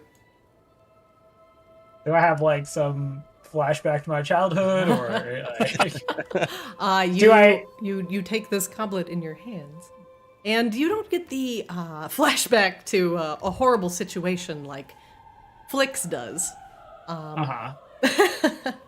I just get like a cool like fantasy of like Shar and Kelga arguing over a cocktail? Oh boy. Yeah. Okay. Sick. No, but you touch it, and your hands go very quickly cold, colder than you would expect them to, even if you held them outside in the blizzard. It's like you dunked them in freezing cold water, and that feeling kind of crawls up your arms until it hits the back of your brain. You know that feeling when you've drank like a slushy too fast and you get the brain freeze? It's like, whoo. And the cold just kind of touches you from head to toe. Akashaba grimaces. Oh, this feels terrible. Akashaba holds up the stone. Why would I want this? This make my brain hurt. But it resonated with you, right? What does that even mean? It hurt me. Did you feel something when you touched it? Yeah, it feel like I just went outside and put my entire mouth on snow. Oh, interesting. No, it's painful, like I said. Morris is like passing a gauge over you. Stupid rocks, why aren't they resonating with me? I want to resonate. You can have it. This is annoying. I do not No, much it care works. for this. Akashaba, it's magic. You can use it to make your stuff better. You can use So it what? To give headaches? possibly. Morris Don't you kind of wanna gives give Flix a vampire dirty headaches? look. Like, that's what you use resonant gems for? Come, Akashaba, come here. Come. He, like, pulls you over closer to Lucaris. Come here. Here. Put your hand on Lucaris real quick. Oh, man, you guys are putting off really similar signatures, but for just a second. Ashwell hesitates for a moment after touching the resonant gem, like a kid who just touched a hot stove. But then slowly puts his palm against the crystal. It seems like whatever occurred when you touched that resonant gem almost seemed like a similar frequency to what just occurs in a Lucaris perpetually. Am I part whatever the red thing was that he fuels with now?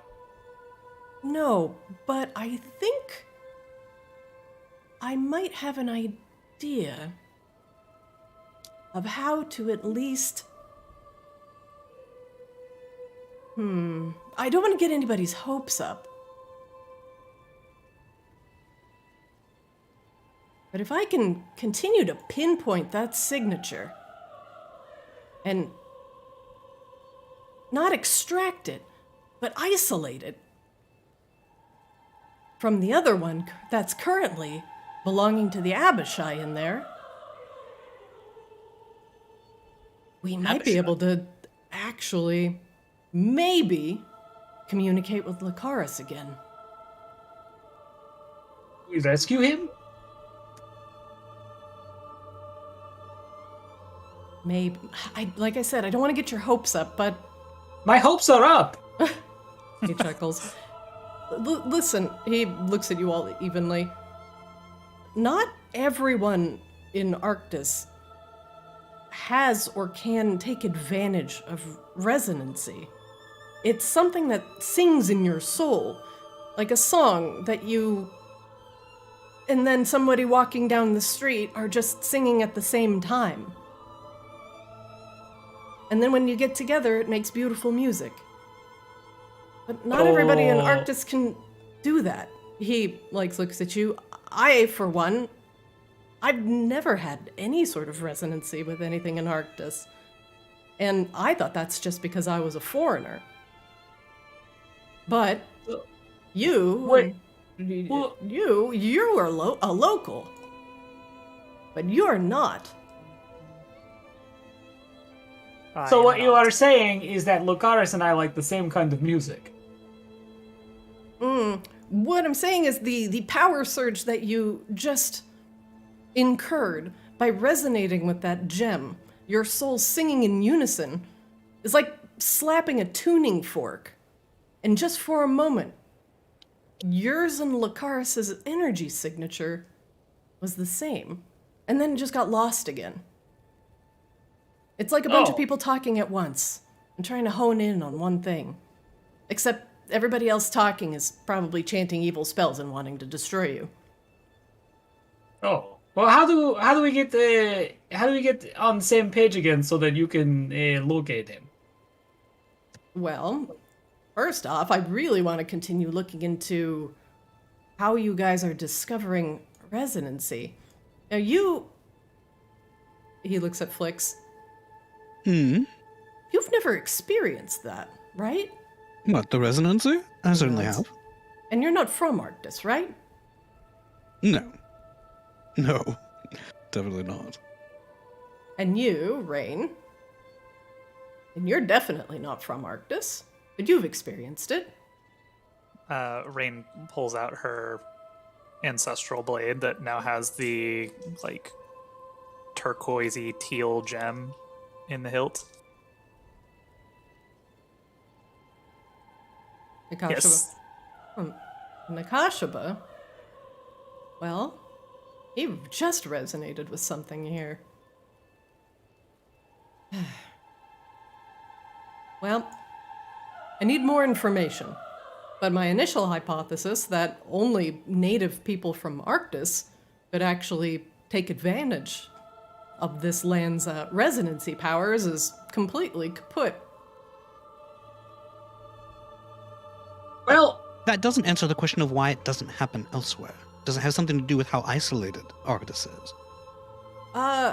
Well, in essence, Arctis is kind of its own bubble, I guess.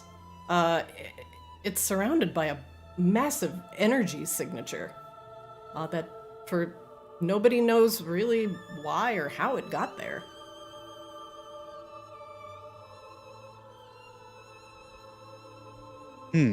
I mean, Because borean shards ultimately don't it's- exist anywhere else, so it stands to reason that it's somewhat unique to that. Oh, indeed.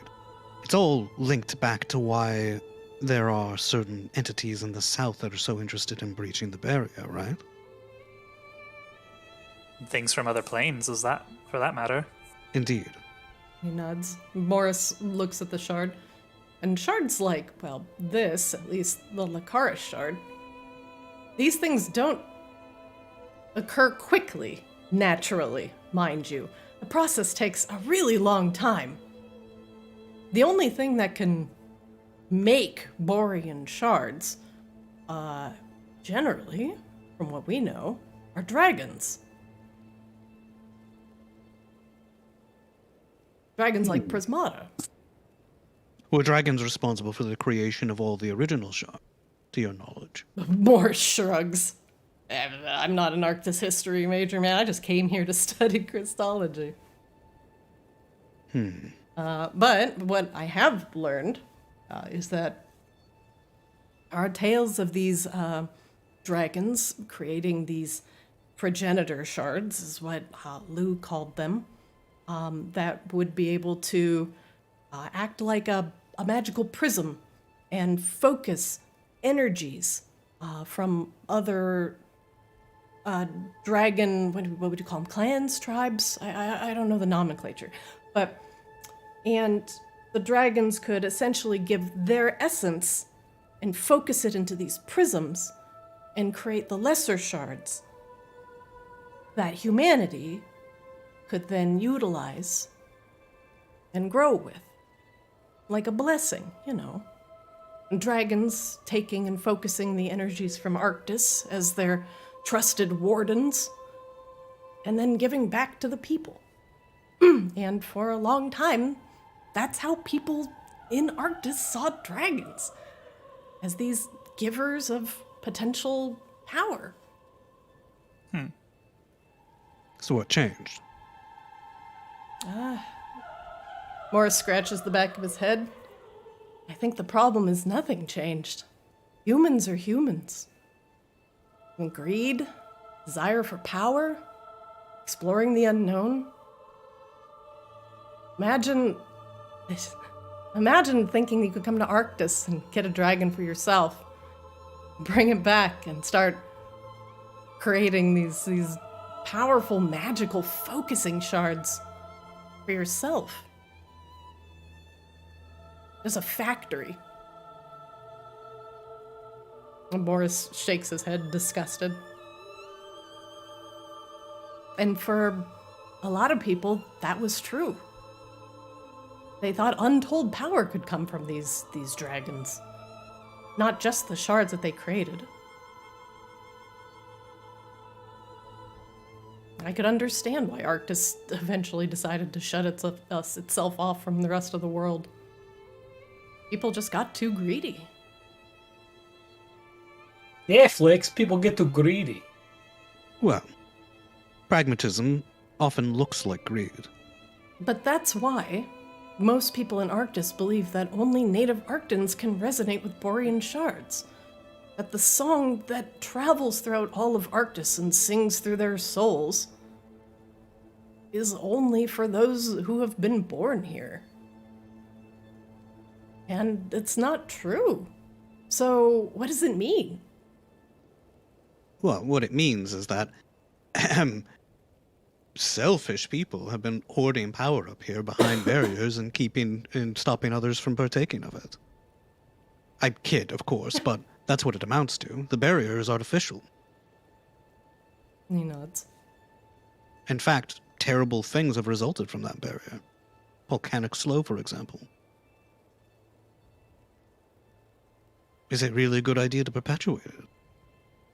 Is this something that should be hoarded only within Arctis, even if it's more challenging to keep that power out of the wrong hands if it's available to others? These are big questions. Morris nods. And that's not really up to me to decide, and I'm just here to kind of understand how Arctis works. And for the most part, it's been sort of a really top-down system. The dragons give to humanity. Humanity tries to live through the terrible Arctic conditions. But then you've got the slow. And now, Prismata, once what we would consider the guardian of Borealis, is now slow sick. And honestly, I doubt she's the only one affected. Well, a lot of these rules seem to be made by the Ascended anyway, so they're a little bit beyond us. The Slow even came from the Ascended, sort of. Tessa. Morris, Or at least she unleashed it.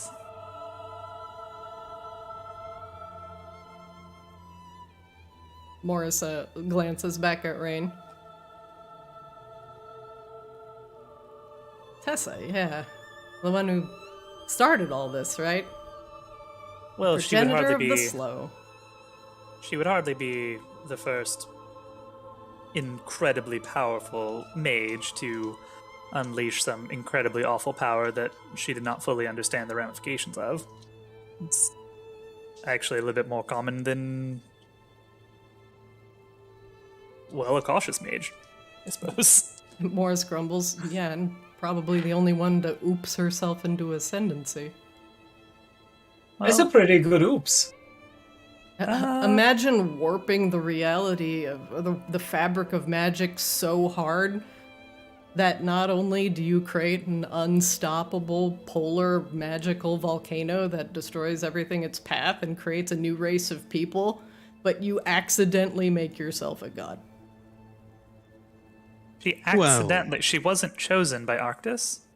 Morris looks at Raine. You didn't know that. No. She died when the Slow happened. Her, the Ice Library, and, well, almost the entire western region between Polaris and Isir. Huh. Well, that's interesting. Wait, Morris, do you know where the ice library is? What? No, man. Nobody knows where that is. If I found that, I wouldn't have to work another day in my life. Oh, well, you know, Wait, what? we might be Why? making a visit. What? It's been lost to time for hundreds of years. In fact, no one knows where the Great Ice Library is. That thing got absolutely... But what does that have to do with not working again? Why would you not have to work again? Oh, do you imagine? There'd be so many... Oh, sorry. Morris shut the door idly and looked. Oh, there's Sai over there. I mean, the amount of knowledge and... No. You sort of say a word that started with T. Treasure? Huh. I mean... What is that noise? Flix, you are so malevolent sounding. Well, yes, I'm sure there's lots of treasure, lots of knowledge, all of those things, but the reality is we'll probably have to be very careful about what we take from there if we take anything. You're Just thinking serious. of ice You're making it sound like you're actually going there. Oh, yes, Morris, we are going there. That is a thing that will happen, or we die. What? Really, How? there are no other options. We're working on it, Morris. We're working on it. Wow. Yeah, if we were not down here learning a bunch of stuff about crystals that I did not ask for, maybe we could be going to Iceland. Actually, that's not true. We have to fly there. Never mind, Morris. Keep going. Not to mention, it's all linked, Akashaba. It's difficult to grasp. Oh, I know, but I kind of just hope that you and Raine, being smarter than I, would just kind of give me, how you say, cliff notes. I don't well, think I- I'm that much smarter than you are. If I'm smarter at all, I think I'm just trying. No.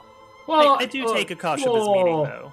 Like, it's a lot. It's a lot to process, and I think we're going to learn a lot as we explore more.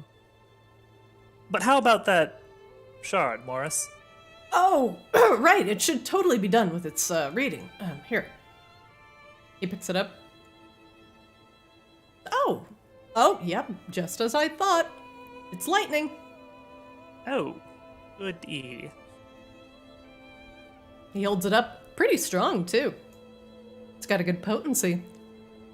We'll have to figure out some application for it. I want potent rocks. Arctis, what are you doing? Anyway, the reason why I'm trying so hard, Akashaba, is because this is all useful. This all means something. It's all connected to what we're trying to accomplish. Oh, Otherwise, yeah, I would find it dreadfully boring too, for whatever it's worth. But no, I'm just saying, like, maybe in saving the world, we all have different parts to play. Like, I'm really good at making sunlight and beating up vampires. Raine is smartest person. Scythius makes little plants. And you are very clever and likable, Flix. You don't have to be smart. Oh, right. We I started mean- this whole conversation talking about light. Morris chuckles. Well, I do think we need to get on our way to Maginox now. Perhaps we've taken enough of Morris's time for right now while we take off, and obviously, if we get there, Morris, you'll be instrumental in helping us decipher what information we need to stop the slow. Oh, yeah, absolutely. I'm very interested in understanding, in fact, where this slow is originating from and why it's creeping all over Arctis. And how to stop it. Yeah, oh yeah, of course, and how to stop it. Eyes on the prize, everyone. Eyes on the prize. We gotta save the world to get rich in it.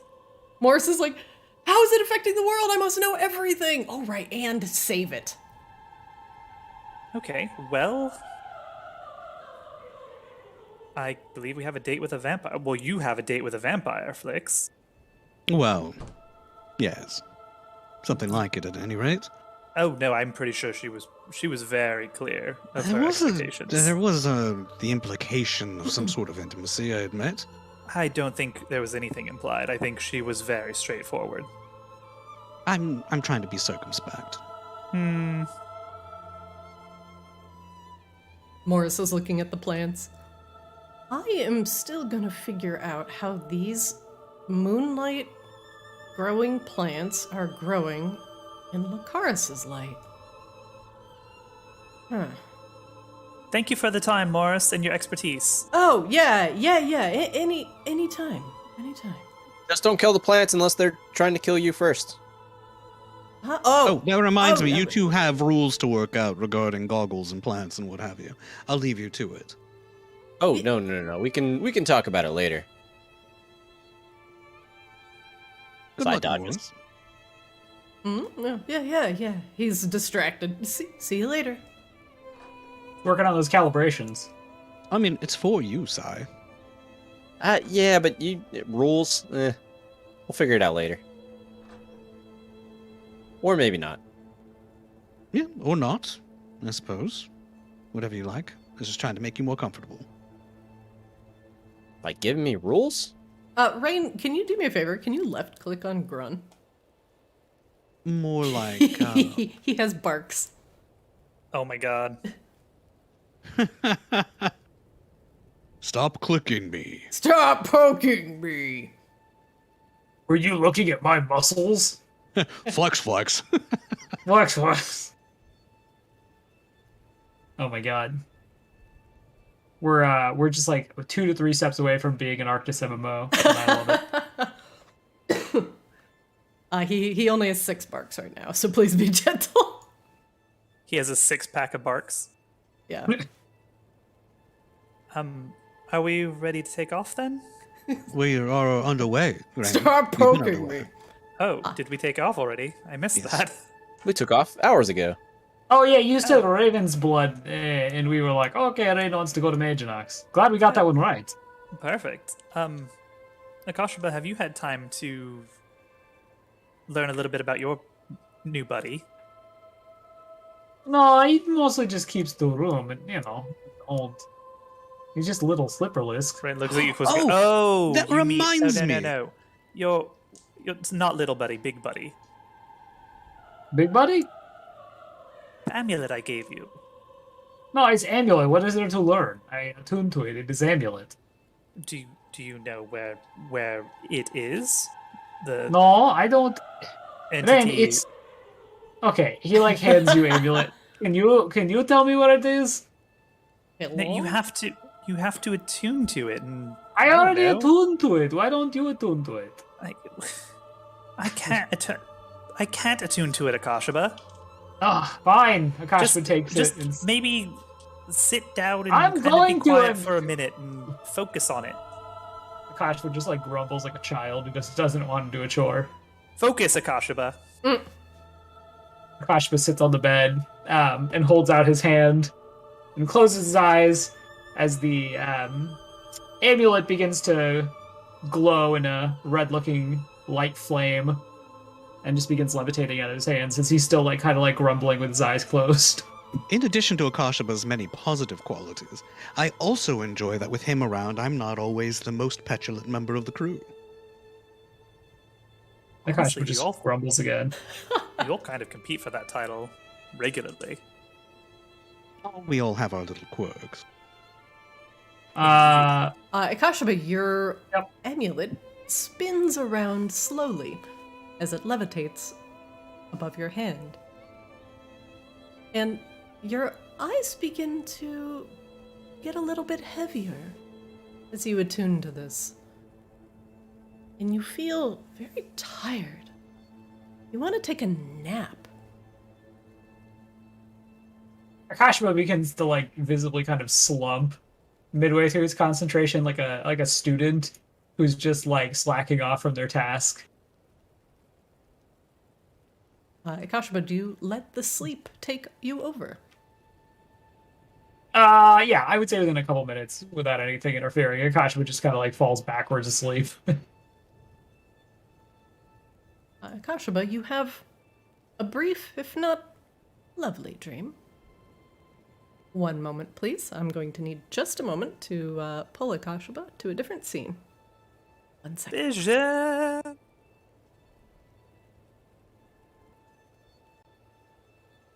Is there any chance Aethius actually understood some of the plants that were on the drug manual in the Thieves Guild? Oh, yeah. Absolutely.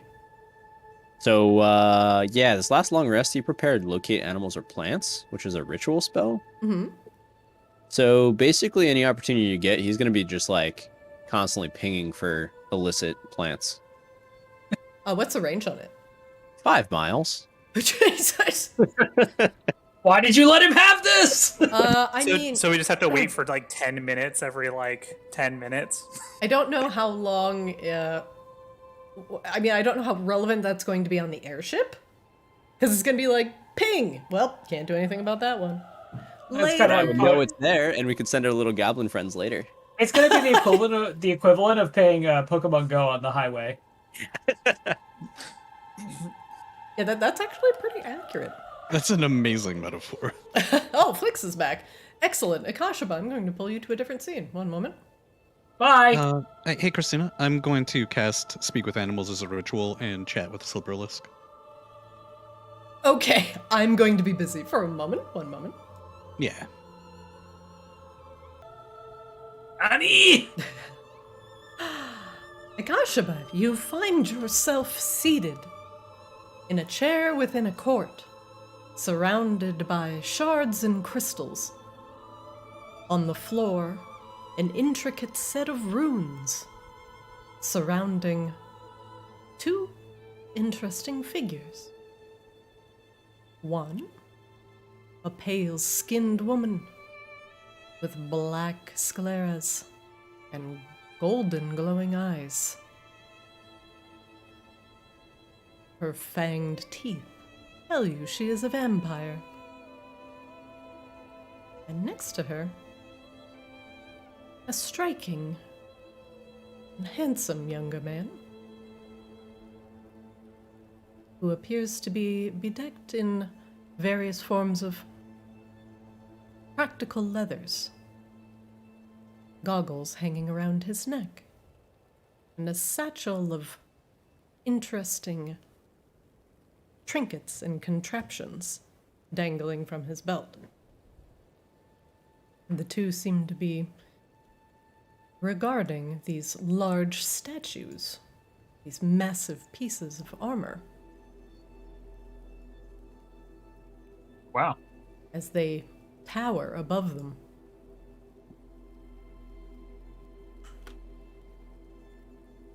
Oh no, my love, you've done it. Look at them.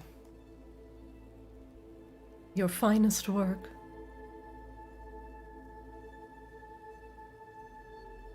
She places a hand upon the shield guardian. Now, truly, I believe that we'll be safe, and we can keep Maginok safe.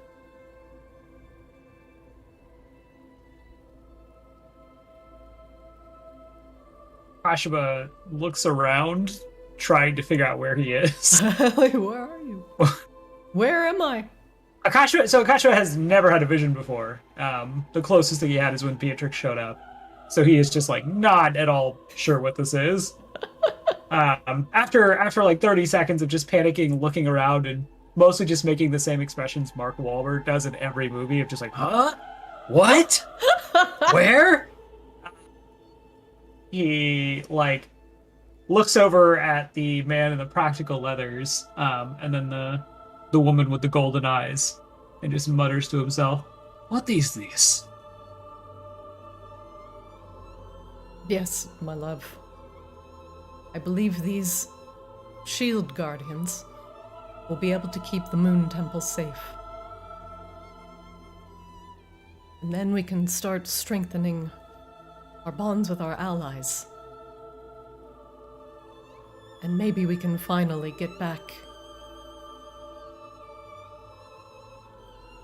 the other shapeshifter tribes that have deviated and still wish to cling to the old ways.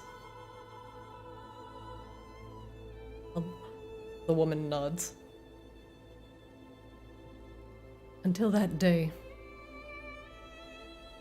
let these guardians rest outside the moon, the moon sage's sanctum. They'll protect its doors from anyone who tries to go within.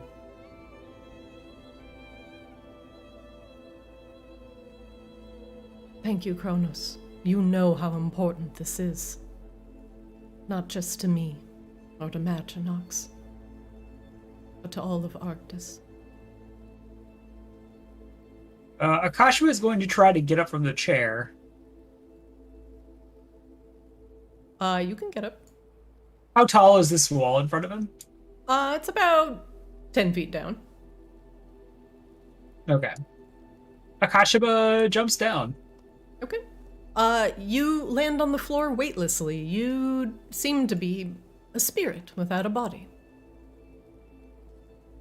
Akashima is confused by this as well. The man holds up 5 pendants. One of them looks exactly like yours.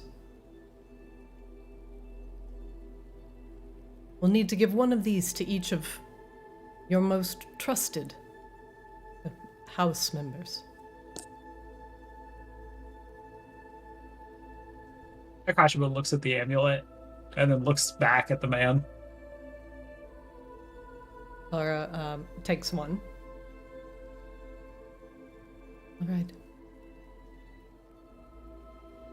I'll go meet with Catherine immediately.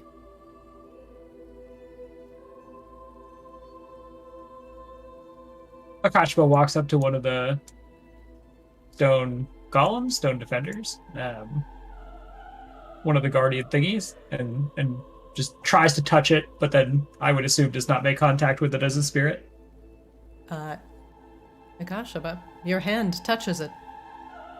It looks down at you.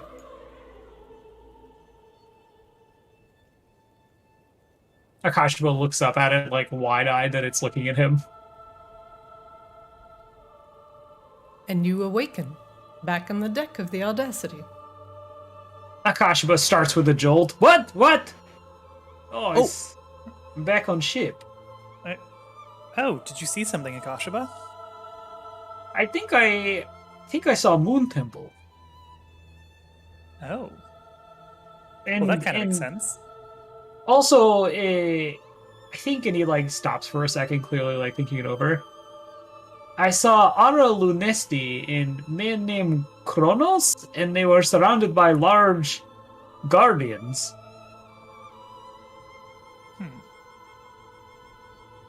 Akashima like tentatively puts his foot on the floor and looks like visibly relieved as there's like a clear sensation of his foot touching the floor. And he stands up from the bed. They were... Okay, I'm trying to make sense of this, and he like holds up his paw. Like, okay. Moon Temple, Guardians, Aurora Lunesti. Actually, can someone go get Eris? Sure. Hey, Eris. The slipperlisk jumps off the bed and hisses at you. Oh, hi. We never got to introduce each other to each other. Fuck! I wild shape into a slipperlisk. Okay, one moment. Hold on, I gotta wild shape you. Hang on. I'm doing it. Oh my god, where is it? Search. I'm doing it. Can you go get Eris? Can you go get Eris? Subtracted. Turns into a slipperlisk. That seems like a pretty Scythia's outcome to this request. Yeah, honestly. So essentially you Wild store to shape. get milk and you turn into a slipperlisk. But a big slipperlisk. That's not how that works. We're following Animorphs rules, so you just turn into whatever the thing is at normal size. Oh, mm-hmm. The slipperlisk. I can't speak slipperlisk, but I try to present nicely to it. It's terrified of you. Hmm. Oh no, what is going on there? Oh, uh-oh. No, it's Shar Slipperlisk. yells. What is that? Slipperlisk, what are you doing, buddy? Why are Ajax, come back! Little Ajax! Oh, hey. Hey. Crud attempts to grab it. Akashima walks up and flanks it. Oh, I wasn't supposed to be private. Why is there a huge sigh in this room? A huge sigh. Yeah, to me, sigh looks enormous. I like, would refresh. bigger than Sigh is a huge. slipperlisk right now. I'm a huge slipperlisk. Akashima, If make the me slipperlisk make ran me out of the room, a I would pursue athletics or animal handling check to grab the slipperlisk. Okay. Oh Jesus! Dang. You grab it with advantage because you're flanking with Grun. It calms down in your grasp. Oh! You notice it was a pale purple color, and now it's starting to become like a gray, a grayish blue. In fact, it's trying to match your fur color. Hey, little Ajax, what are you doing? If you just want to like put him as an item or something or attach him to me. Come The on, slipperlisk let's put you sticks back. out its tongue at you. Let's go back. Why are you out of there? Is this Well, actually, Kashima, I was hoping to have a chat with him. Or her. with Or what? they. What? I'm trying to tell a story of Moon Temple. What? He sees this. Moon Temple. What? What is going on? What are you? That's Scythius, stop it. Turn back into Drow. So Akashima is trying to tell us about this vision that he had, and nobody actually went to go get Eris, like Akashima asked. Is that what I'm gathering from this? Wait, Well, that's I right. tried, but then the slipperlisk was protecting him, so I was trying to communicate with the slipperlisk, and I didn't think it all through, and then it became a slipperlisk, Uh-huh. and then stuff happened. Yeah, that all sounds about right. Oh, I'll go get Eris. Thanks, I mean, it was a good faith attempt to communicate. I was there the whole time. Eris, wake up. What? So I start jumping on the bed. Something about the Moon Temple. We need you. Eris rubs his eyes. Yes. Come on. Guy's gotten like 3 long rests. Come on. Everybody, his wake teenage angst. up! Knock off Wants your to sleep in until napping. like 2 in the afternoon every day. Akashima pushes the slipperlisk back up into his underbeard. Okay, Eris, I'm sorry. Did you just yeet the slipperlisk? No! Shuts the door. I just saw it go yeeting off the ship. But anyway, He's under Eris. your fur. Oh, okay. Yes. So, Eris, I think I have had what others would call vision, and I think it may be interesting to you, and maybe you are also the only person who makes sense of it. Oh, yes, of course. Here, sit. He guides you back down to the bed. Did you just push me on the bed? I did not move to the bed. He gently guides you to the bed. What, like Teenage Dream starts playing in the background? Like, Okay. okay, well, not complaining. I guess we take this. Akashaba, lets himself be led to the bed by the much smaller and diminutive House Lunesti, but sits on the bed. Okay, so there I was, trying to attune to amulet because Raine was very insisting that I do so. And I wake up in what I think was Moon Temple. And in the middle of where I was, there was a big glyph, and each circle of glyph have giant guardian upon it, metal, things like maybe stone, metal guardian. And in center was a Lara Lunesti and a man named Kronos. And they were talking about these guardians and how these guardians would protect Maginox. Yes, there are shield guardians, but they've never been activated. Not that I can recall outside the Moon Temple. I think I remember them saying that they were going to give maybe guardians to druids, or use them to bring back druids into fold, or is complicated. They wanted to help druids, and I think they also were going to give one to Catherine Ravensblood. Again with Catherine. Why? Oh, I don't know. It's not I had other things I would like to dream about, but this is what I got. Every time I hear her name in association with my mother, it tends to be some sort of positive correlation. And why the betrayal? From what I saw, it seemed like Lara Lunesti was going to give Catherine Ravensblood one of these amulets, and he holds up an amulet, maybe to protect her. Maybe a contingency plan, Eris. Seems If you're- counterintuitive.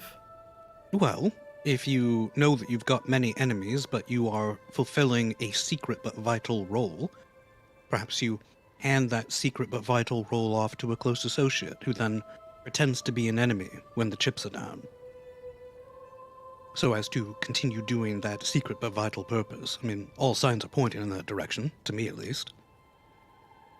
She did seem, for what it's worth, eager to, aid House Lunesti in its return. Although it did seem a little bit more mercenary when we had a conversation with her, but maybe that's how it was supposed to look. Or she's lost her way in the intervening time.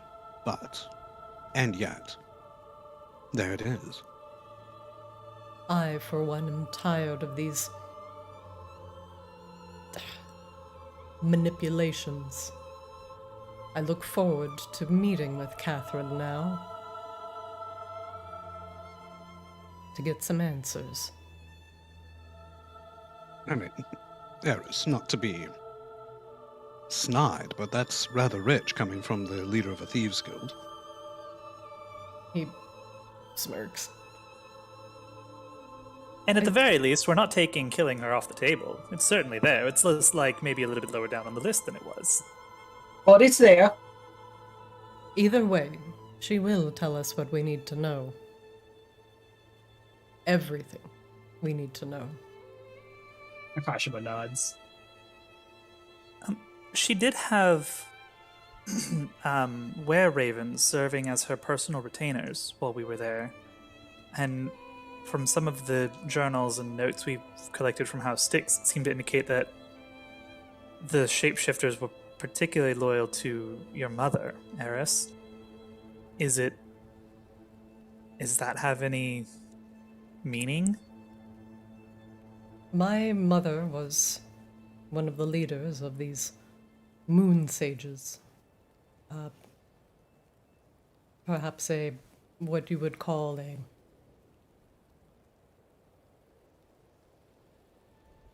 He kind of bristles, searching for a word. Sorry, GM is now searching for a word. Not a prophet. but merely a guiding light. An oracle. He nods. That is a much better word for it. My mother embraces the moonlight and reveres it as one would a god. Naturally. Eris nods. As a vampire, she held a certain reverence to the moonlight, as she saw it as something as succor for the vampires. A blessing, something that did not harm them. A gift. And she believed that those that lived under the and prospered under the moonlight were its chosen people.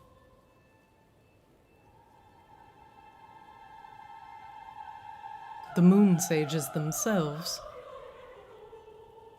tended to specialize in dreams. You see, vampires do not sleep, but they do rest. And in that time, from what I remember, my mother dreamt. And in her dreams, she saw visions. Some prophetic, some not. Regardless, those she united under the common banner of moonlight included other vampires and shapeshifters. Namely, werewolves and others that change form under the guise of moonlight. My mother built a strong and collaborative relationship with the shapeshifters, including were-ravens. My mother wished to like bring... the were-ravens that serve Lady Ravensblood. He nods. My mother wished to bring them into the fold, similar to what King Lucare Polaris did. United under a singular banner and a common reverence for moonlight and peace.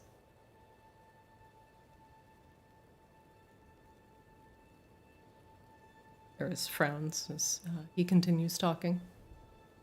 There were some shapeshifters, some certain tribes that disagreed with this arrangement.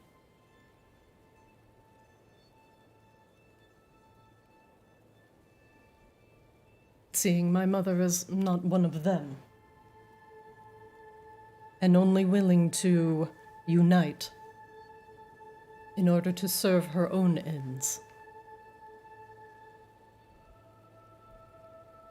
Which are? He shakes his head. She didn't have any. Her intentions were true. In such a place as Polaris and Maginox, with such a wide breadth of different people, all once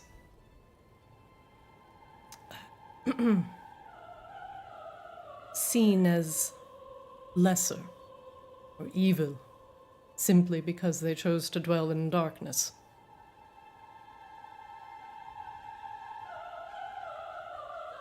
Her intentions were true.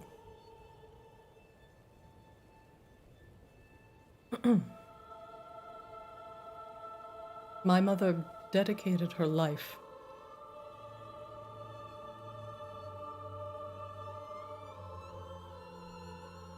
Sorry, hold on one second.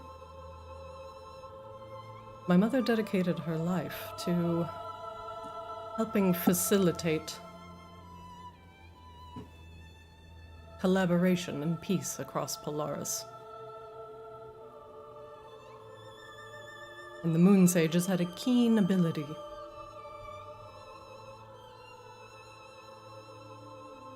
to visit and manipulate dreams.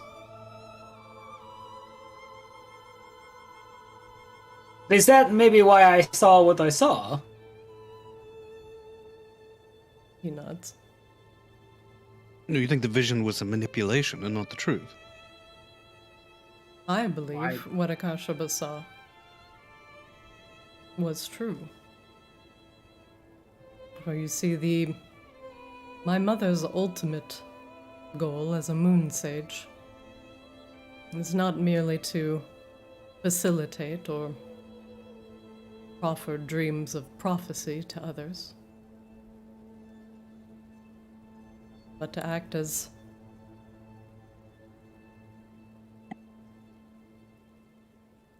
a liaison,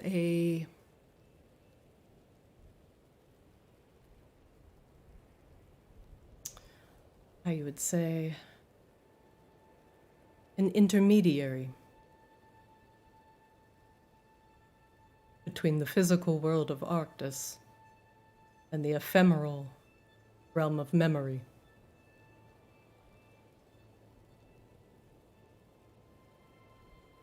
Your mom sounds like quite extraordinary woman. She is complicated and long-lived. She has seen and experienced many things.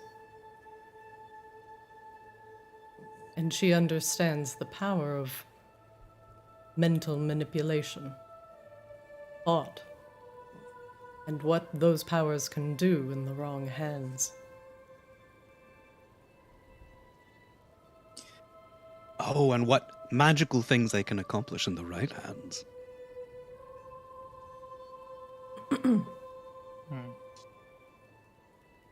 I mean, you're simply speaking of governance, after all. In the hands of a force that's benevolent, you gently shepherd the population in the right direction. The hands of a despot? Well, the opposite. But it's all the same tools. Dagger is a dagger, after all. Even Akashba kind of nods at that. Oh, wait, Raine. What in attuning to amulet was I not supposed to see location of a guardian? Yes, that's what I was supposed to be doing. Did you not? I did. It's Moon Temple, and it's like from very long ago. Wait, so then where it is the Moon Temple. If we go to it, then we know where the Moon Temple is. Voila. It sounds to me like it's in the Moon Temple, but you had something extra attached. You had some memory. At least it's a good enough place to look. Well, I mean, didn't you say that the amulet is supposed to point the way toward whatever it's attached to? Yes, but I never said exactly how it would do that. I don't know. So, This seems as good of a breadcrumb as any. so Akashaba, do you Ah. know where the Moon Temple is? Is the amulet telling you? So not necessarily, but having seen inside of Moon Temple, I may have way to figure out direction too that would save us from, I suppose, talking with Catherine Ravensblood. Well, we already know where the Moon Temple is, right, Iris? You know where that is. Eris nods. I do. Oh. So, Okay. but Oh, I what we thought that don't- was a secret. But what we don't know is what this threat is to your mother, and That that's is why we need still to speak to. unknown. That's what we need to speak to Catherine about, and Oh, that's okay, what we need to so- do to find the ice library. But Well, never mind. I got all excited for nothing. well, It's don't- okay, so did I. I mean, I think there's still some room for excitement. Honestly, it sounds like I can't imagine this threat that your mother is so scared of is a vampire in Maginox. She seems like a very powerful woman, and frankly, she was already in the clutches of House Styx, at least at one point. I have to assume it's something else, something greater. And maybe Perhaps. the temple is the key. He nods. Whatever it is, my mother definitely does not want the power of the Moon Sages to get into the wrong hands. The ability to control and manipulate dreams is not something to scoff at. It is not merely a fleeting memory, but the ability to reorganize someone's mind, to make them remember things that did not necessarily happen. My mother seems very understood the power dangerous. of memories. He nods. And perhaps she understands the gravity of the situation as well as I do. To have such power fall into the wrong hands. He shakes his head.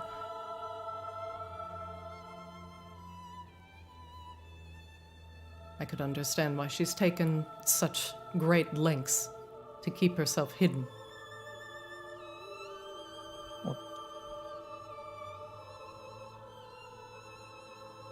You could use that power to help people, I guess, but that's probably not why you have that power.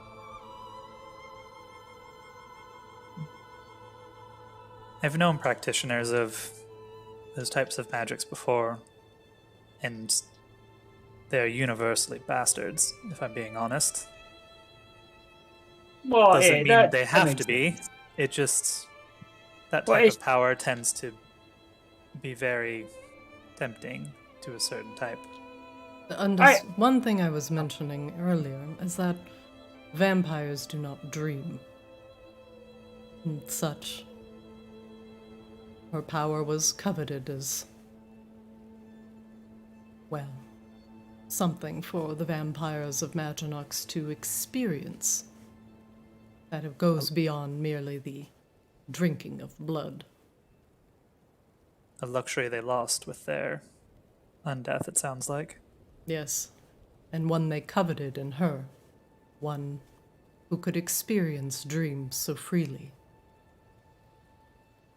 Well, it's little wonder then that they assumed that she also had some magical powers to create life. She's so unique already amongst her kind. Eris glances down at the ground. And I am afraid it is my fault, then, for all of these horrible things to have happened to her. If your mother had the ability of prophecy, Eris, or the ability to see glimpses into the future, I'm sure she saw all of this long before you ever came, and probably prepared for it.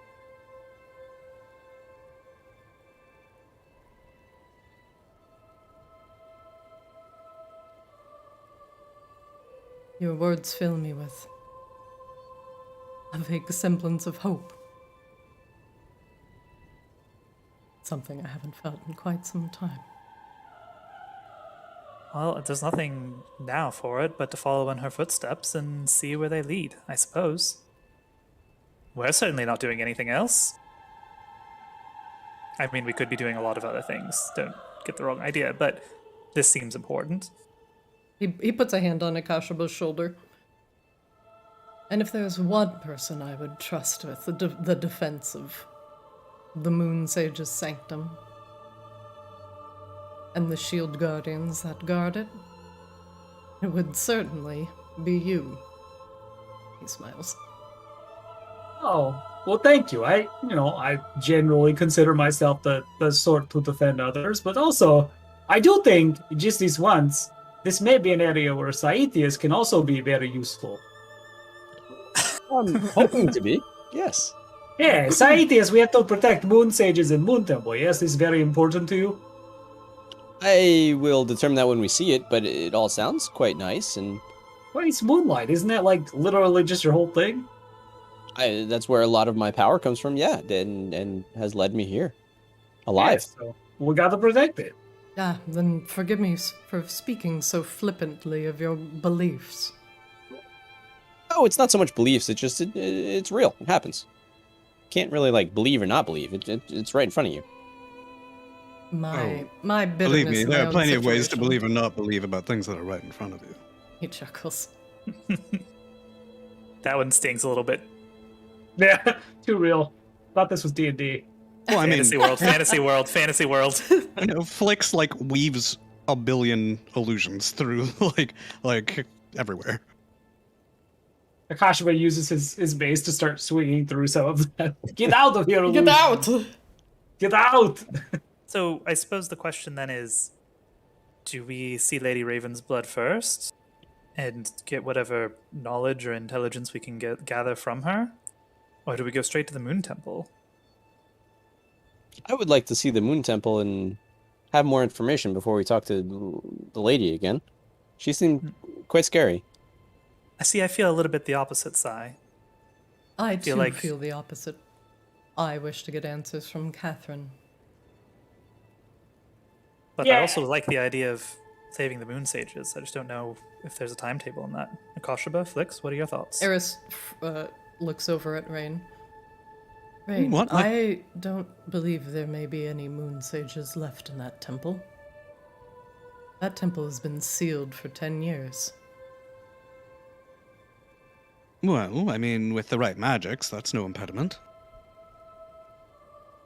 That temple has been sealed, Flix, for 10 years.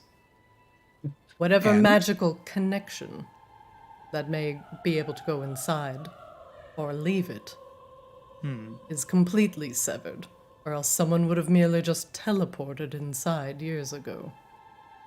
Well, yes, I understand, but it's a literal moon temple, which presumes that any deities that have anything to do with the moon would still have reach into the temple, right? Since it's consecrated to them, and all the magics that I know of that create food, water, the comforts of home, are all related to religious works of magic. I hope what you say is true. And I perhaps they do. I mean, maybe they are all dead, but I'm just saying, there's the possibility exists that they've been like a little time capsule. So maybe we shouldn't hope, or hope too hard, but What I maybe. think Flix may be glossing over is that vampires cannot subsist on edibles.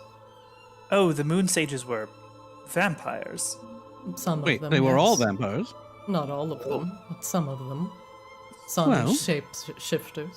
Some werebeasts. Well, with careful rationing, wouldn't it be possible for those who were not vampires to feed those who were? Eris just shrugs. 10 years. Maybe. I understand what you're saying, Eris. Well, there are monks that live for their entire lives without speaking. It seems intolerable to me, but somebody else can deal with it. I'm just saying we shouldn't count our corpses before they're Dead? disinterred. Corpses? Well, what do you think, Akashaba? I mean, it doesn't sound like we are in a rush to go to Moon Temple, and truly, I get kind of excited about maybe opportunity to kill Catherine with Raven's blood, so I would like to do this first. Very well. Flix? Well, I think we definitely need to go to Ravensblood first anyway. We have questions that need to be answered. It's not a I see. question to me. I have a strong suspicion that whatever this threat is will lead us to the Moon Temple anyway, if Indeed. I'm being honest. I feel like if the Moon Sages sealed it, there might be something else there. Something we're not aware of. Okay, then, off to Maginox we go, very carefully and in disguise, and learn more about what happened with Eris's family. Eris nods. Yeah. Let's do it. How long are we out from Maginox? Akashima looks over at either Grun or Shar. Shard turns around. I believe you could take a significant rest if you like. Might not be a bad idea to do so. I assume once we get going here, this is probably going to be very involved. Eris, may I ask you a big favor? What is it, Akashaba? Would you please stay out of my bed? Oh. But I was tired. Look at Akashima points at this bed. That's bed. Bed right there. Oh, that reminds me. Koshba, I'm going to join you. I need to have a conversation with our friend. Eris, Okay. you can actually use my bed if you'd like. I don't actually use it much recently. Oh, see? You hear as Flix retreats, oh, you see? Raine's inviting Eris into her bed, but you're not saying anything about that. As you can so the door shuts, but right before the door shuts, I suppose you would probably hear because Akash was not trying to hide it. Yeah, what is her deal anyway? The door shuts. Eris nods and, thank you. Raine's room is just like a filthy dorm Oh. room full of notes fucking everywhere. You hear And like like a all startled, she needs. "Oh." I mean, he was just in there. Calm down. Like she literally has like a 1 foot square on the foot of her bed that she actually uses to like sit and meditate because that's all she really needs it for. So Eris starting to clean up. You just hear shuffling papers. oh dear. Oh, be careful in there. Don't. What does Well- this say? He lifts up something and reads it. Oh, it's, some theories, hypotheses. Oh, yeah. What is it? mhm. Note on what is a mana flow? Oh, actually, did you know, somebody by the name of Pecco? Echo. Echo. She used to run with Lucaris, apparently. Echo. The name is familiar. Echo Mana Flow. Yes, I remember Lucaris mentioning her in passing, but he never wished to speak about her, as if she were Akashima, you're making some static in the background. Weird. Gosh, yeah, I hear like a. Thanks. Brought to you by Really? Headphones. Ah. Is it fixed now? Yes. Okay. Weird. Lucaris never wanted to speak about Echo. For some reason or another, I thought she was always a jilted lover or former fling. Turns out she might have been those things, but also a dear friend who disappeared suddenly. Raine kind of unsheathes mana flow. Turns out she bound herself to, well, this sword to seal one of the many rifts I think that Lucaris got up to fighting back in his heydays. Sealing herself inside of a weapon. Why? Something about sealing a demonic rift. Actually, that the Styx has opened. I'm not entirely sure on all of it yet. I mean, well, you have my notes there, so you can read up on everything that I know if you care. Looking. Seems like one of the many individuals who are trying to address the rapid unweaving of the fabric of Arctis and got caught up in it. Same as Lucaris, in fact.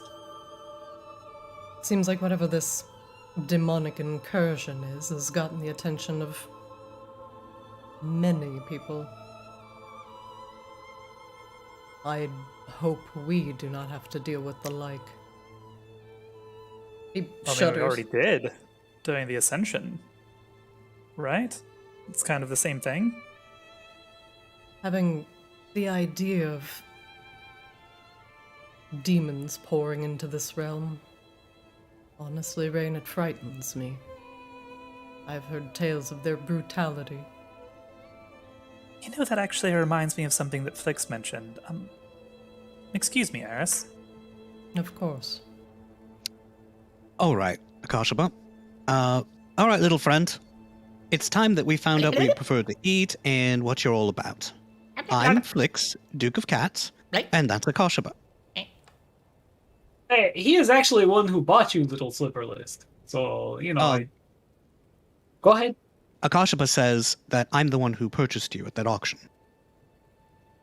And you took to Akashaba so well that I thought you two should be together. Rabbit. Is out of character? Is the slipperlisk an animal with 6 or less intelligence? Can I talk to it? It is an animal with 6 or less intelligence. Oh. Did you say you enslaved that little guy? What? No, he was at an auction, and we purchased him from the auction. Are you him, her, they? Him. Him. Excellent. We've been calling you Ajax. Do you have a name, or is Ajax acceptable to you? Huh? I point to myself. Flix. Point to Akashaba. Akashaba. Point to Saithias, who left. Oh, little Ajax, where are you going? Come back. You are being spoken to. You're being very rude. And Akashba puts his hand down in front of the slipperlisk. It hops on your hand. Blah, blah. Akashba comes back to the bed and kind of like holds up the slipperlisk in his hands. That is Flix. He is trying to have conversation with you. Indeed. Well, look. Slippy. Slippy. Slippy? Slippy. Oh. Is that your name? Slippy. He's very slippery, yes. He's good. It actually might be a good name, but he jumps around a lot. He does not stay in hand. We need to work on your attention span, little buddy.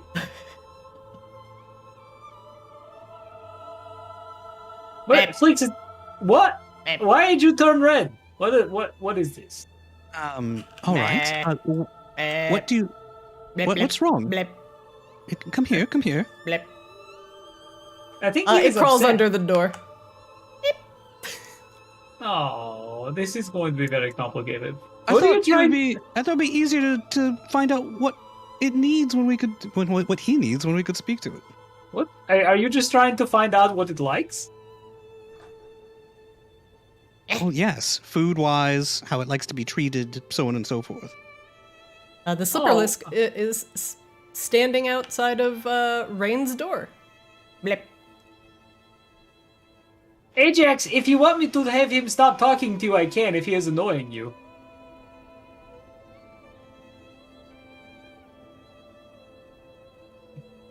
The slipperlisk turns a shade of blue.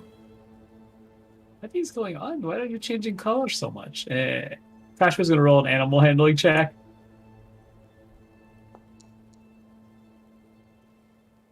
What do you say to it? Hey, buddy, it's okay. Do you want me to tell Flix to leave you be? No. Oh, okay, Flix, I think he likes you. I think he's just out on a little adventure. This is probably fine. I'm not going to worry about these. I will go back to bed.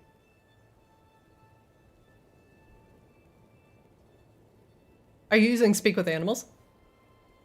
Well, I am. Okay. The slipperlisk has an intelligence of 1, so you are going to get the intelligence 1 replies. Perfect. Okay. What do you like to eat? Feelings. Happy feelings? Angry feelings? Any feelings?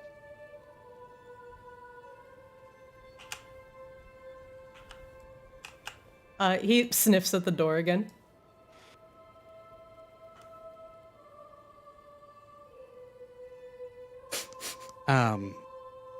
Raine's feelings?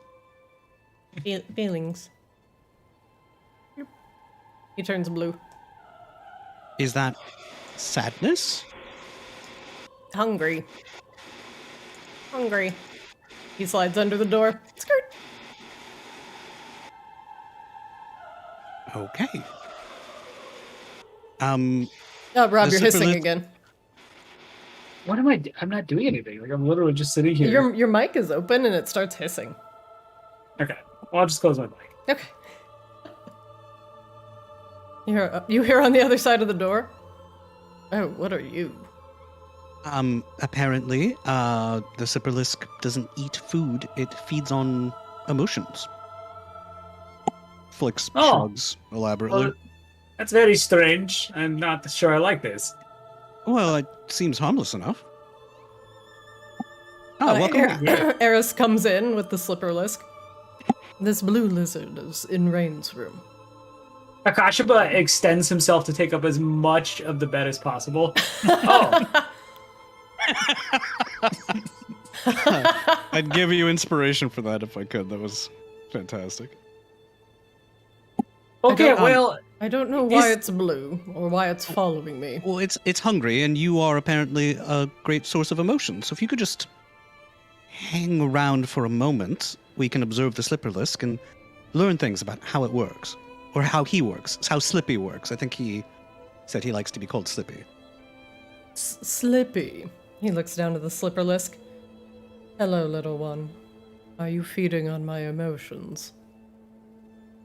The slipperlisk sticks out a tongue. He sighs.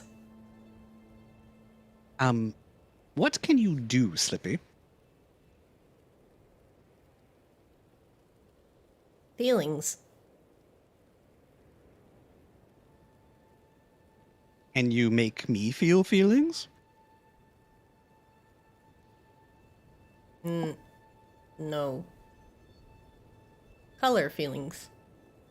oh, you make me feel feelings. Is he you like make a me little happy. mood ring? Well, he's just a little animal, so it's I'm trying to find ways to talk to him in such a way that it makes sense. He gazes up at Akashaba and turns a shade of pink. Oh, you are so cute. I like you, little Ajax. Well, that was perhaps a little less enlightening than I'd hoped for, but we learned things. At least we know that we don't have to worry about finding food for the little creature. Do you know anything about these beings, Eris? Eris walks up very quietly behind you, Flix. Like almost eerily quiet, like the barely shifting of the wind. You feel his breath uncomfortably close to your ear, on the back of your head. Yes, can I help you? I'm sorry, you were saying something?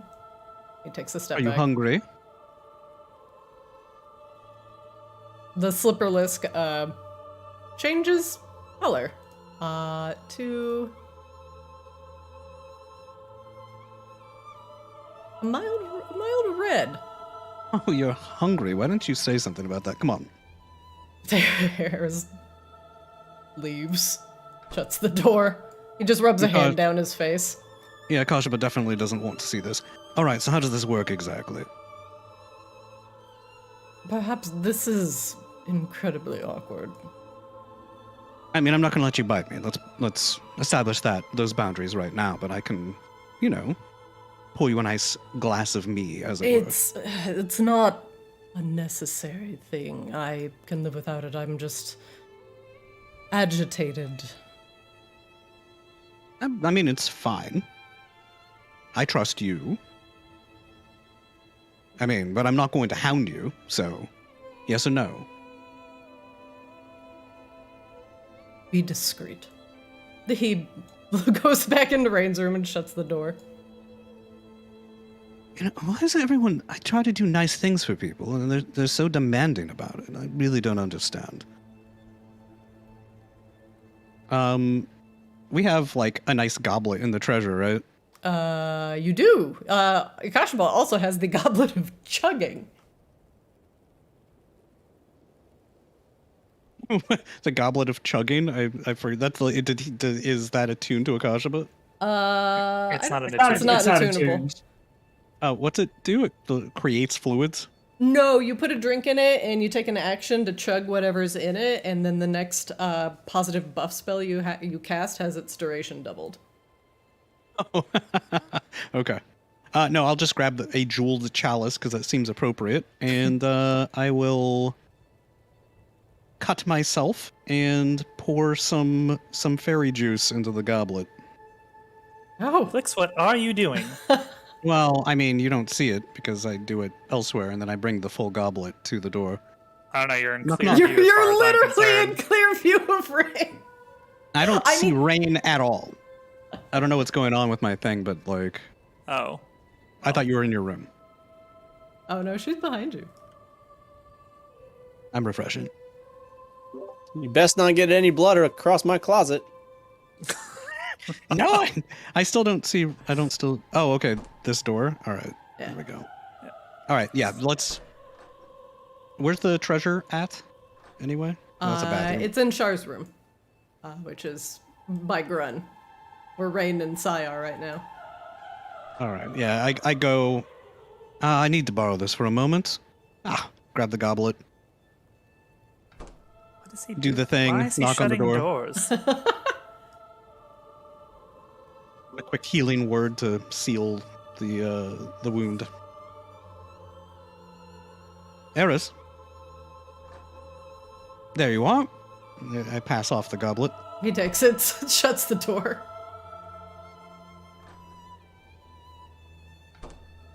All right. Now where were we? I think he's trying to go to sleep, like. So I think interview is over. Oh. Well, it costs me nothing to use those magics, so if you have questions for Slippy there, let me know. Oh, I don't need to talk to Slippy to know how Slippy feels. All right. Well, you're very sweet. I kind of stroke Flippy's little head. Do a little dance. That was great. All right. Well, I'm going to take a nap, and I clamber on top of the bookcase and curl up. All right. Yeah. Kashaba, do you rest? Yeah, Akashima rests. All right. The slipperless joins you at the foot of the bed. Meanwhile, in the main room, Raine and Sai, what are you up to? Sai's mostly just like staring at the map, meditating, occasionally casting, try to locate plants that are of the dark variety. You will start getting additional pings on plants the closer you get to Polaris, as the curtain of eternal night begins to fall as you get closer to the region. He notes that, but doesn't say anything. Raine will expend one of her spell slots to summon her Iron Maiden and call Frank up. Okay, you can bring the Iron Maiden back out. Where's the tab? She'll like leave the room so Sai does not freak out. Thank you. Mm-hmm. Do. Can we get some lights, honestly, in this vessel? Oh! Oh, hello! You are looking Frank. very lovely today. He takes the Iron Maiden's hand and presses it against his skull teeth. Clang. Frank, would you like to take a walk? Oh, with her? He points at the Iron Maiden. Maybe with both of us, and then the two of you can be alone. Oh, that sounds very nice, Raine. Great. Maybe through here. Okie dokie. Raine will go through her room with, oh jeez, trying to get two characters through a single door. Oh god. Yeah, you're gonna have to go one wide. Eris appears to be brooding at the desk. Oh, hi Eris. I thought you were resting. I was, he looks down at the table, penning some notes. Oh. Well, carry on.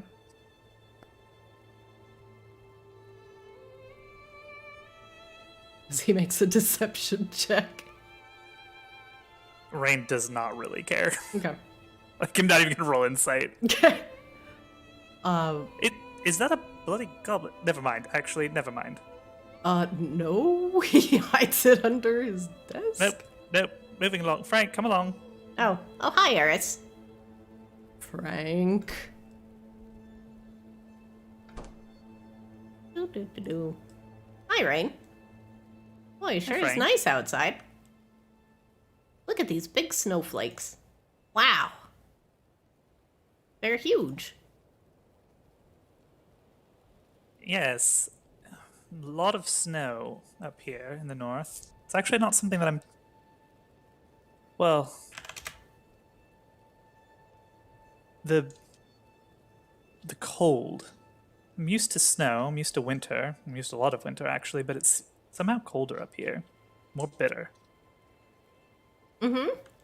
Yeah. Boy, it's sure really right down to the bone. Good one. So... Frank, what... When you look at her, what do you see? Huh? Well, I see... He gestures. a beautiful lady.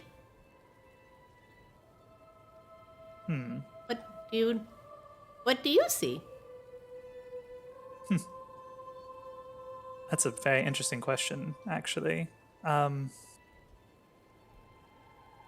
Here, look. Raine. Here. He points up to her head. Look, here I see intelligence and strength. And here I see determination. And her hands, I see magic. Ooh. Very pretty. And then her legs, I see the wind.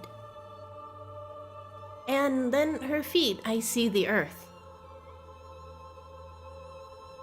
And all together, she's beautiful. I suppose she is. Yeah. So what do you see? Rain kind of smiles. I suppose I see me. Different version of me. One that scares me. Huh. I don't see the resemblance. He tilts his head. Rain smiles. That's probably for the best. Well, here. Rain kind of removes one of the panels kind of around the maiden's abdomen and exposes it. You see under here, Frank, and she exposes like a row of razor sharp pins. Mm-hmm. Oh, yep. I mean, there's some... He like pokes in there. Ah, yep. Yep, that's the attitude. Rain like rolls up one of her sleeves and holds out her forearm, and just rows of small, tiny, like white scars, almost like inverted freckles, kind of line her forearm and up her, like further up her arm to her shoulder. She kind of holds the plate next to it with the pins and kind of like they match. Oh, you two have matching flesh marks. Yeah, this is... She is a part of me, as I understand it. Oh, I guess He tilts his head. I see it now. He like taps right like above the heart area. But here I see her will. He looks at you, regarding you with his eyeless sockets. Yeah. Okay, now I see the resemblance. You guys, you have the same will. I guess I had seen her as kind of empty, if I'm being honest, Frank. Are you kidding? She's full of everything. Look. Happiness, pleasure, pain,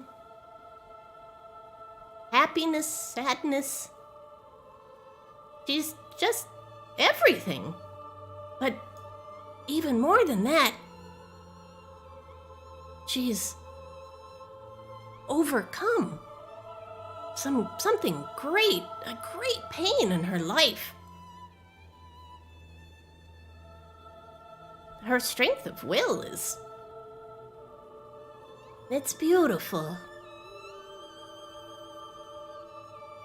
Well, thank you, Frank, for being the only person that's ever seen that in her.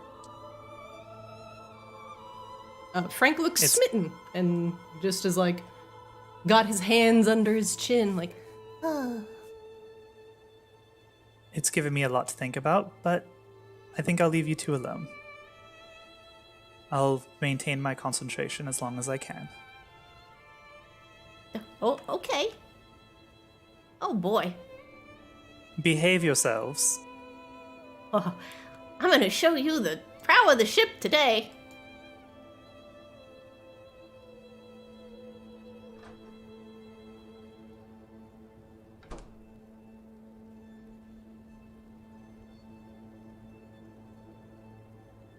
and you hear Esther's like, why are the skeletons having a Titanic moment on the airship? I just want to say, like, Frank is like 700% more romantic than I am. That's all I'm learning today. I just want to say the I'm fucking ladies' offended man. that Raine pukes about flicks, but is fine with some shard of her soul being in love with Frank the skeleton. She's Also, fine with fuck Frank you, the Raine. skeleton being in love with some Nope, shard of nope, her don't soul. justify this. Fuck you, Raine. Yeah. Also, Fine. just really glad that I've been wearing headphones the entire time that, like, Christina is waxing poetic on behalf of this skeleton, because Kayla can't hear this stuff. Like, I can't have her knowing this is how it could be. That went places I wasn't really sure where that was going, but I appreciate that it happened. Yeah, nevertheless. I like how dumb Frank was like 30 episodes ago, and then I guess he's just been watching like telenovelas the whole time we've left him on the ship. Well, I and mean, he's what else just- is he gonna do? I don't know, man. You guys don't know how a skeleton perceives. That's what I've learned here. The skeleton is real dumb until it comes to romance, and then he's like a modern day fucking Shakespeare. Playing Casanova. Yeah. I'm glad that skeleton didn't say that shit to Akashima, because he probably could have gotten it. You're beautiful on the inside. No. No, I will. actually, your insides. No, your I feel insides like- are beautiful. I mean, I'd be like, oh, okay, fine. Just don't tell anybody. Sai, you are, you appear to be glowing. Yeah, it got dark, so I was trying to help everybody, but still just kind of trancing. Are we long resting? Is that what's happening? Are we Yeah, long gotta get rest? Start We're still sleeping. sailing. Yeah, so we're still trying to get to Maginox. All right. Did you have anything you needed from Raine, Sai? You mentioned a few things over the weekend. Oh, I don't think so. How was the crepe?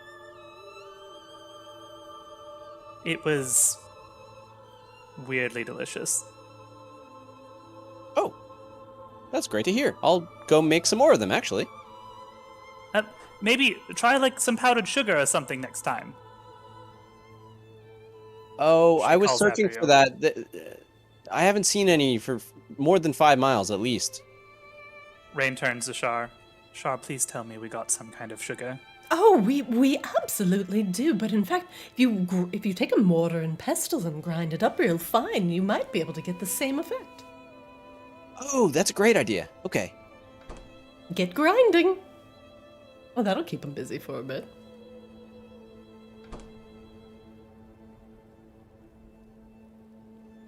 How are you feeling, Raine? Frank? Hey, Frank. Frank's on a date. Who's going to do all the work? You. What? No. What? You're the chef. Yeah, I just explain how it's supposed to be done and then other people do it. No, we decided- That's the head chef. I'm. Oh no. But you're the only chef, so get to it. Oh no. How's your head, Raine? Better now, thanks. Anything come back with you on your little journey? She places a hand on your forehead. I was worried about you. It's just a lot of information to parse through, honestly. I'm fine. I think it's fine. Went a lot better, actually, than I kind of expected. Yes. Do you mind if I cast a spell? I suppose not. Color me paranoid, but there's been a lot of co-opting of portals and connections. I just want to be sure you didn't bring anything back with you. Fair enough.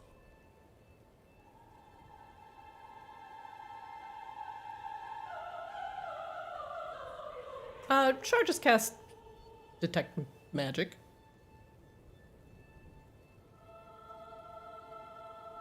No, nothing out of the ordinary. All right. My curiosity is satisfied. Sorry, I tend to get a little paranoid when contacting extraplanar beings. She looks down at herself for potentially obvious reasons. No, that's fair. There's also a lot more rules about it up here, it seems. A lot more information to pass through. I'm not used to the veil being so thick, but also weirdly thin in places.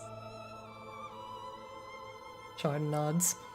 Such is the nature of the ley lines of Arctis. In places where the magic is strongest, is generally where these lines converge. I wouldn't be surprised if during our travels, when we have these sort of vague magical anomalies going off, we might even be passing over one.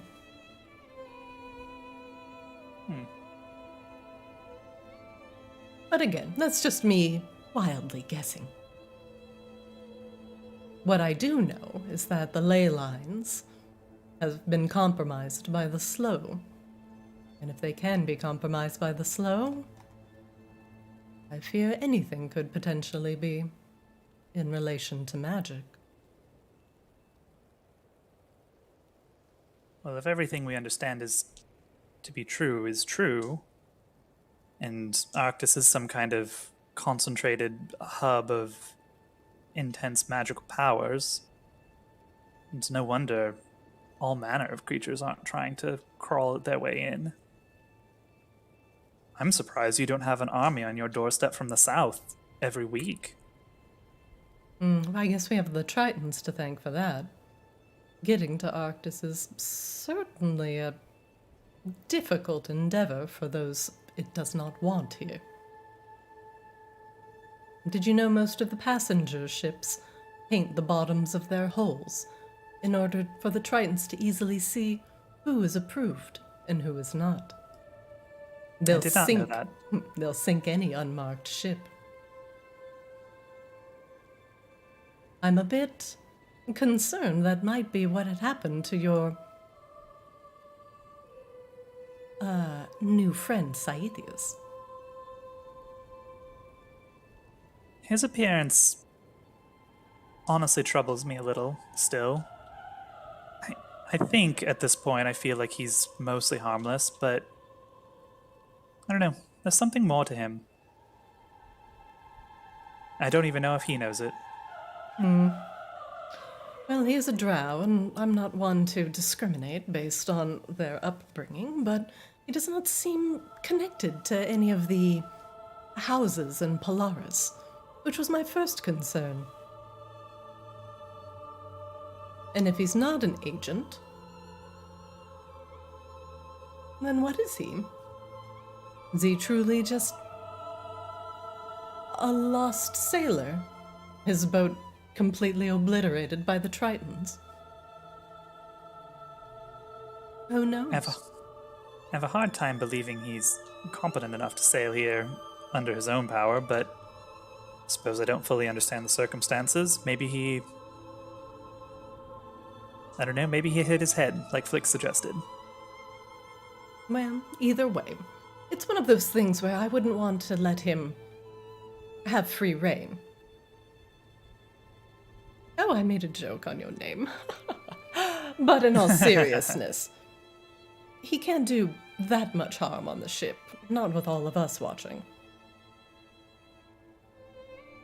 Well, And hopefully besides, not.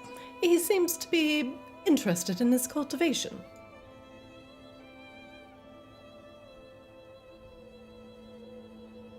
Honestly, I feel like everybody here, we've known each other for a very short amount of time. And, This is true. I mean, so far, I think we're better for it. But we should always keep our guard up a little bit. She nods. I agree. And we're going to Especially have if people are sending assassins after us. after honestly. you, she pokes you. Honestly, I'm not sure I've upset anyone enough up here in Arctis quite yet to deserve such a thing, but, well, now I have, but not when that happened. Yes, we are going to have to deal with this going back into Maginox.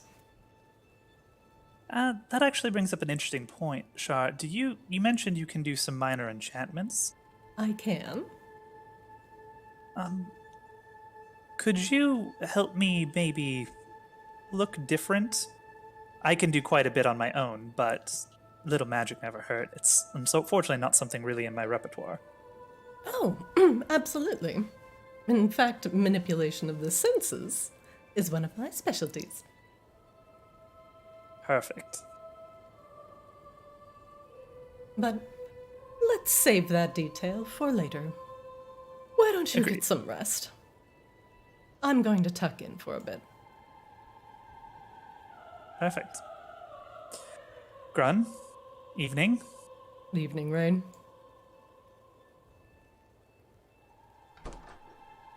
Sai's just gonna come up with like fucking crepes like any moment now.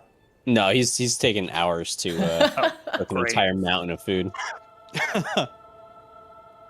A chalice that has an odd smell sits under your desk. Oh my god, he's as bad as me. Raine prestidigitates the goblet clean and like puts it on the top of the desk. Like, why are we hiding our shame? And we'll meditate. All right. And the time passes aboard the Audacity as everybody gets a much needed long rest. Please go ahead and long rest now.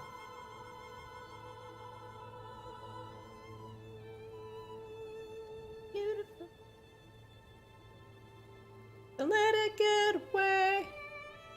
Looks like Flix is the only person that has not rested. Oh, Akashiba apologies. wakes up. Akashiba puts on his makeup. Wake up! He says a little prayer for you. Grab a brush, put on a little makeup! I just grabbed a window share! I can leave the kids upon the table! I feel like that's like the Raine wake up song. Wow. I mean, yeah, okay, that's fine. Oh, what is that? Wow, like, it's not an insult. We accept this. It's fine. All right. Wake up, Akashiba. Oh, okay, fine. Slipperless can guard the bed. If Anis comes in, bite him. Bed wars. Hello, Sai. Oh, good morning. Oh, Saithius, you are positively glowing. Oh, yes. It got very dark, and I needed to see for all the cooking I was doing for you guys. No. I look forward to the results. Oh, yeah. We'll see if it's any good this time, but thank you. As you open the door and Akashiba notices that Shar is sleeping, Akashiba looks violently back at Saithius. Shh.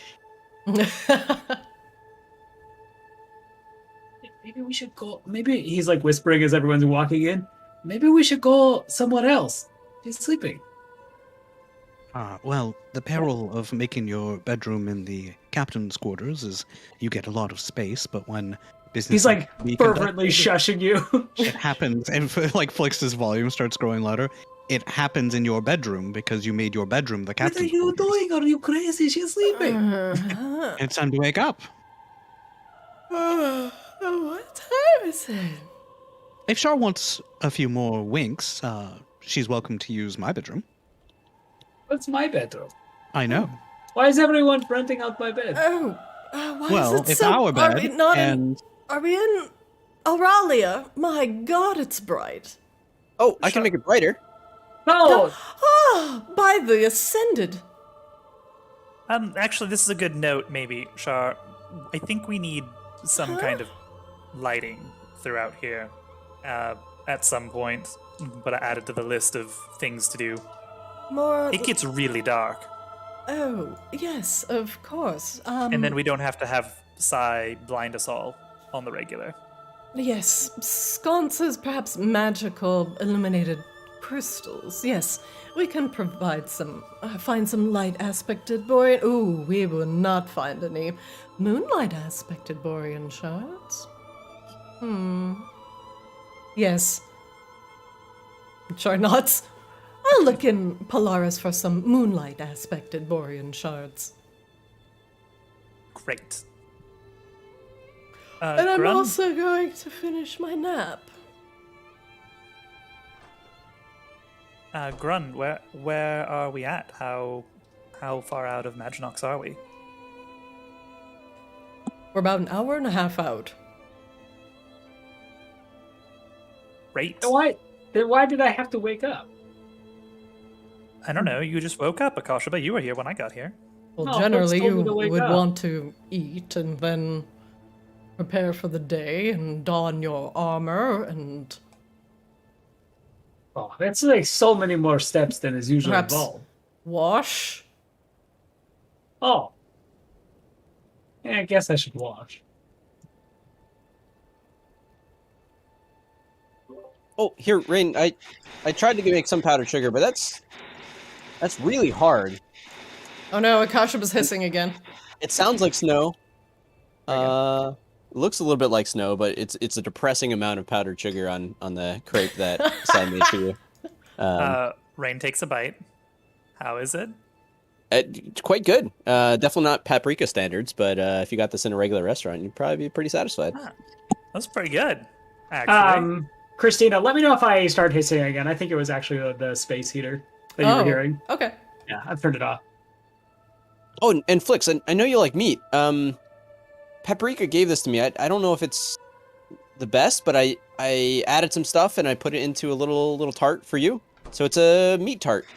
This is an exciting development, Sai. I take it and I do hear take it a bite again, Akasha. eagerly. Yeah. Okay. It's like it's very, It's very really obnoxious. mushy. Yeah. It's gone. Right, continue, Flix.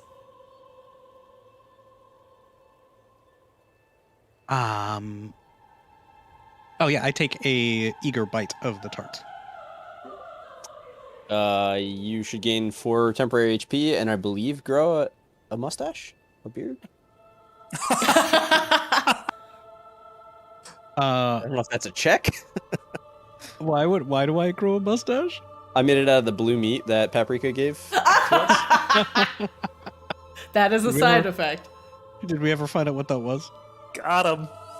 Blue meat. She told you it's blue meat. It's Arctis ram meat. Okay. And you grow a mustache. All right, yeah. Flix grows a dashing mustache that's a little curly at the ends. It's like a musketeer mustache. Can we get it drawn on? The most of the hair on your body grows about another inch or so. A thick, kind of coarse, ram-like underfur. You also grow a rather impressive beard and mustache that tickles your lips as it sprouts from your face. It is surprisingly downy, like cat hair. Well, that's an unexpected benefit. Oh, that That's exactly as Paprika said. So, expected? Well, I have no words, but it is delicious, so I will continue to eat it. Oh, great. I got like another, I think 7 of them for you. Unless Akashabo wants some. As I eat more, does more hair grow, or does it seem to be a one-time effect? It seems to be a one-time effect, as you do not continuously grow hair as you consume the tarts. Become cousin it, a floating cousin it. It's like floating Akashaba. Yeah, Flix takes a concerted effort to offer no criticisms because Sai is trying really hard, and he wants to encourage him. But only eat them after you get hurt, after the first one. Otherwise, it's a waste. Yeah, I noticed that they're invigorating. Are you employing some magic? Perhaps unconscious there. I don't think so. But, I mean, everything in Arctis is magic, right? So it seems. It's entirely possible. We should make Raine watch you cook. See what happens. Oh, but then she can't see me add the poison. Eris steps up next to Grun and looks at the assembly. God damn it. So what's our plan? Flix gives you the side eye. Pops the last bite of the tart in his mouth and chews determinedly. Delicious. Well, I'm at least a wanted individual of some sort within Maginox. You certainly are, Eris, so we should definitely go disguised. I agree. Even getting through customs is probably going to be an annoyance. Well, I know that there are certainly magics that will deal with disguises. Do you happen to know them, Raine? No, I do not. Shar suggested that she could help, though. Eris has the earring I gave him. That should help him. I can also use mundane means to disguise myself. Actually quite good at that. Had to be.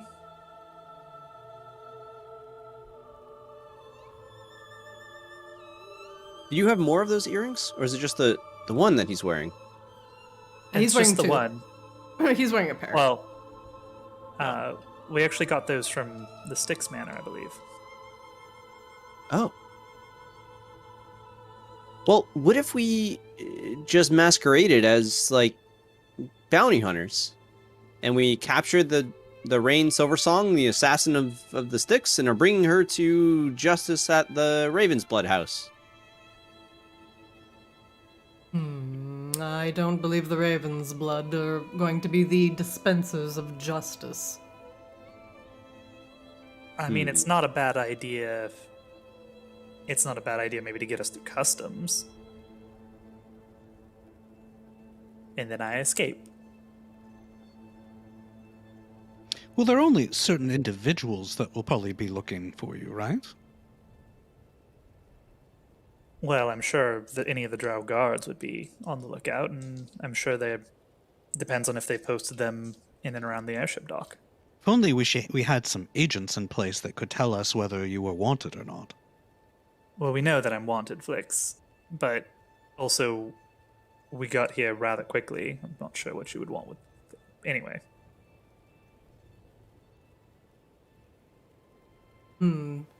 Perhaps do you have any potions of polymorphing? Something along those lines. Perhaps Well, we here's could an- become bats and abscond into Maginox that way. I mean, I do actually have the spell polymorph. I could be a giant owl and we could fly into Maginox separately if you wanted to, Eris, and meet with the others at a predetermined location. Not through a major port of call. I would be open to that.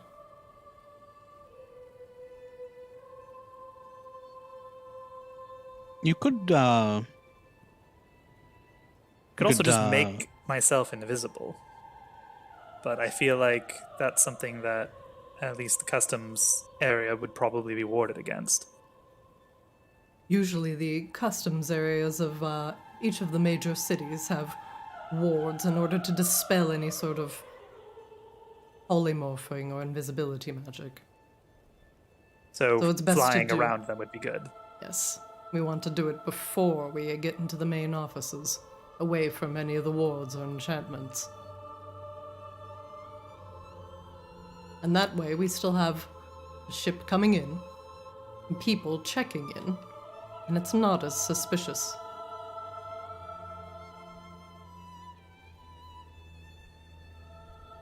Now they may ask why we have departed and returned so quickly. But I feel Flix's silver tongue may help us facilitate that. Yes? Well, perhaps. My charms are not as consistent in this realm as they were in the south. I'm sure you'll be fine. We'll see. At the very least, I'm happy to try. Well, with Raine and I departing, and you all checking in, and keeping everything legal, perhaps we can make another trip to Maginox without gaining a lot of attention. And we wouldn't have to use any sort of disguises that have the chance to be dispelled. Well, with that, let me at least do this first. And Raine will cast Telepathic Bond. Okay, who do you bind? Let's go ahead and bind the four of us plus Eris, and honestly, Grun and Frank are here, so we'll just include Grun and Frank in that. Frank cannot be bound. Oh, well then Grun. So at least we your have a contact with the telepathic ship. bond, like, hits Grun, hits Eris, and then just kind of, like, bounces off of Frank. You've actually never had that happen before. She kind of cocks an eyebrow at Frank, files this away to discuss later. I see you, Frank. Oh, hello everyone. Off to another great adventure? So it seems. All right, where would we like to reconvene after you all get through customs? Hey, the gambling house, maybe. That's where we met last time, right? I mean, that is a location that we are all aware of. Is there someplace perhaps closer to Lady Ravenblood's? I can't speak. I'm telling We you guys, all you were get all to mess fucking that with one up. me. We're all gonna mess that one up someday. Yes, Lady Ravenblood's manor. If there's a place that's closer to it, then perhaps that would be better. Well, what about the square where where the gambling house and the auction and everything were? I believe there was the trail that led off to her manor and all the other vampires' manors. Maybe we just meet there in the square. Underneath that tree, there was a tree there. Pretty sure there was a tree there. I don't remember a tree. There was a tree at the south of the map. There's a tree. I got seeds from it. Yeah. So I had a whole thing about this tree. Yeah, It's true. I wasn't going crazy. We Maybe we just could meet Probably there. ate some of its We bark. could meet in the damaged garden. I know that was close to the house. It seems a little bit like, the Returning to perpetrators the scene of returning the to crime. scene I of know, it's so crime. poetic. I love it. Maybe we file that one away for a more dramatic moment. Fine. Yes, let us make it the gambling hall. Perhaps I'll make a few more gold while we're there. Well, in that case, I suppose we'll see you all there. All right, do contact us in the event that we run into some sort of horrible ambush and are being murdered. You will hear loud screaming in your head, I assure you. Perfect. Ugh. All right. What's the plan? So when Raine actually can move, oh god. There we go. Raine will polymorph into a giant owl and fly her and Eris down to Maginox separate from customs.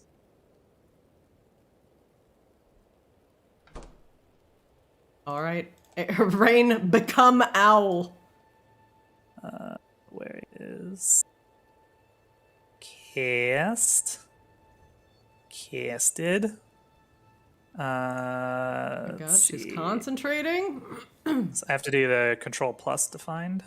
That's right. It's control space. Oh yeah. Sorry, control space. Did it work? Oh, it popped up a thing behind polymorph. There we go. Ow. Clock. Scraw. All right. 3. Raine, as a giant owl, make me a perception check, please. Oh God, I don't know what perception check is for a giant owl.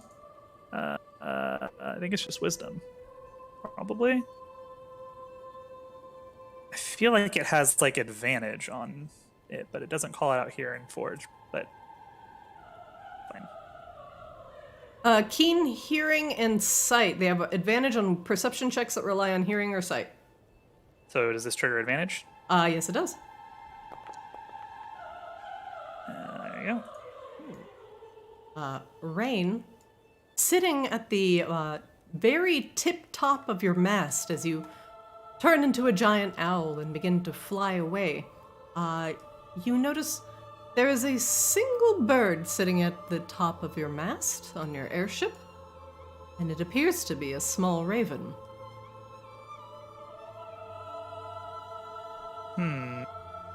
Relay this back to the others. There seems to be a raven on our mast at the very top. What? Either some strange tidings or, ill omens, something like that. So Sai had stepped out to just like see off Eris and the owl, mostly just look at the owl. Is he able to turn around and see this raven as well? You're gonna have to make me a perception check. Okay. With advantage because I'm looking for it or no? Oh no, you're not a giant owl. 19? All right. Sitting very, very tippy top of the mast, about 30 feet or so up, you do see, in fact, a raven.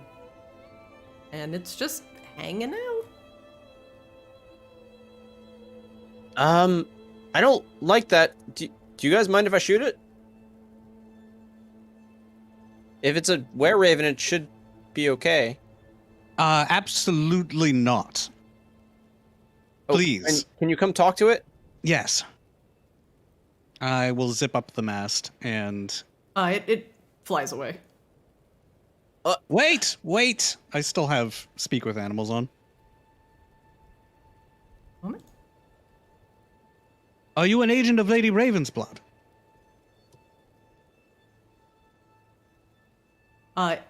It flies kind of close to the giant owl. Can I do an athletics check or something, or like a acrobatics check to try and grab it? You can try and mid-air grapple. That's absolutely a thing. Is that a dex or a strength? Strength.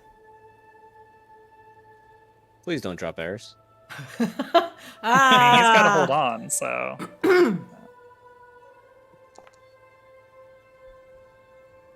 Probably not. One moment. Giant owls only slightly stronger than Raine. You grab it. With a giant talon, you just reach out and you grab this raven in your claw.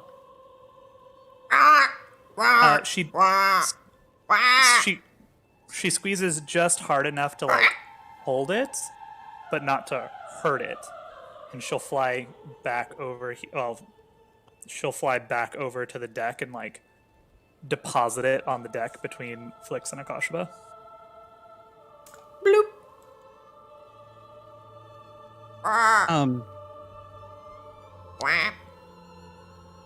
Jesus Christ, Scythius, you're so bright. Can you grab that, Akashaba? Yeah, I'm gonna try, I guess, athletics check. Okay, go ahead and try and grapple. Sorry, to be clear, was it athletics or should have been a strength check? Athletics. Yeah, athletics. Okay. Yeah, so just bad roll. It escapes your grapple, and it will fly. Wait. Just wait. Talk with us for a moment. We don't necessarily mean you any harm. I mean, I speak with animals, so what's it saying? Fine. All right. Who do you work for? Lady Ravensblood. All right. Well, we're friends of hers. So why don't you just remain here, or you can go let her know that we're going to come say hello. Peacefully. As friends. Flex, you have guidance. Peaceful. Yes. We spoke with... Out of character, crap. Eris's mom's name. Alara? Alara? Yeah. We spoke with Alara. Tell Catherine that we spoke with Alara. Tell Catherine we spoke with Alara. Tell Catherine we spoke with Alara. Not a good thing for it to just be repeating as it flies. But through don't repeat Imaginox. that the whole time you fly back. Don't repeat that. Alara. That's gonna end well. Oh well. I got a 29 on my persuasion check. It'll listen to me. Don't repeat that. You underestimate the stubbornness of ravens, my friend, and you always have. Don't I was repeat about to that. say, I absolutely do not, and I have a lot of experience dealing with one. All right, well, hope that doesn't come back to bite us in the ass. And Raine flies off again. Should have killed it.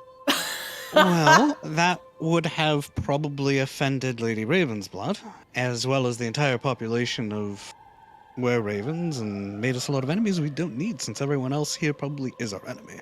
I mean, that was a stowaway on our ship that we have total sovereignty over, and we could have killed it since it didn't, offer its services. Are birds Flicks, stowaways? Cocks his head at you and you were a stowaway. And you didn't offer your services to us until we forced them on you. What? I offered immediately, and Shar was gracious enough to accept, and wise enough as well. Don't you like nature and animals and all that? Yes, but not when they're from the people we're going to go see and spying on us very clearly. That's fair. It's hard to beat the Crabane from Dunland argument. It was scary. It looked at me funny. Well, I'm glad that you didn't shoot it. Let's put it that way. Probably Maybe in the wouldn't end, you'll anyway. be proven correct. It's so cold out here. All right, one moment, please. Actually, kind of excited to be back. We didn't really have much of a chance to explore this place. We showed up and then murdered a bunch of beings and then popped out. I'm also So excited. much as to how be do you back. do? Yeah, I think we're going to have fun time in Imaginox. Flicks stiffens and turns and looks at you. I mean, Akashra has not hidden his bloodthirstiness towards vampires, so... Okay, so you're not even bothering to... We're not here to murder anyone this time. Probably. Well, Okay. Maybe. At the very least, it's likely that whatever it is that we're going to murder probably isn't a vampire. Probably. It'll just be a real shame to me if we leave Maginox without toppling another house of vampires, is all I will say. All Possible. right. There's this thing called hubris. We're a small team. We're effective, but if the vampires of Maginox become aware of us and decide that they want to do away with us, we're not strong enough to stop them. We have to be more careful. I did not say not to be careful. I just said I'm looking forward to murdering vampires. Orc rubs his temples.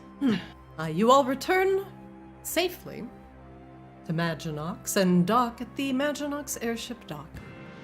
Your previous credentials allow you to pass through with relative ease.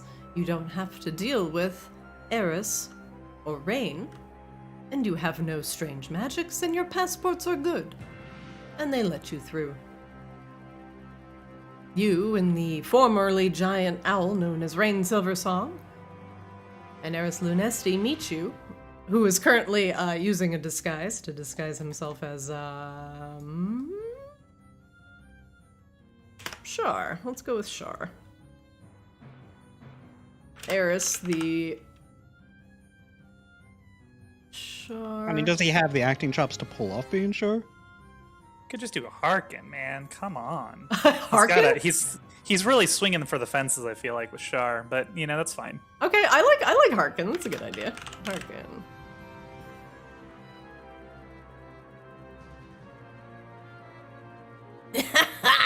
Yeah. I mostly just wanted Christina to pretend to be Eris, pretending to be Harkin, and see what that was like. Yeah, this is gonna be an interesting one.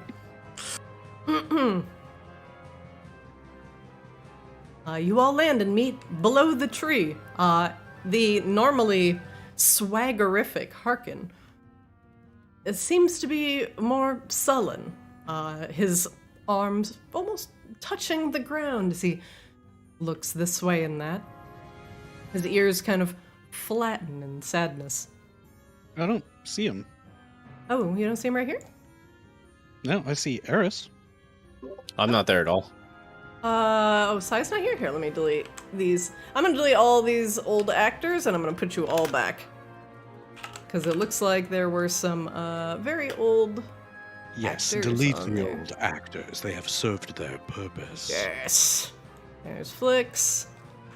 Alright, here Let's comes see Eris. Raine, and here is Akashaba. And here is Scythius. There he is. And one Eris Lunesti / Harkin roars. Alright, let's put Harkin back here. And we polymorph one Eris into a Harkin.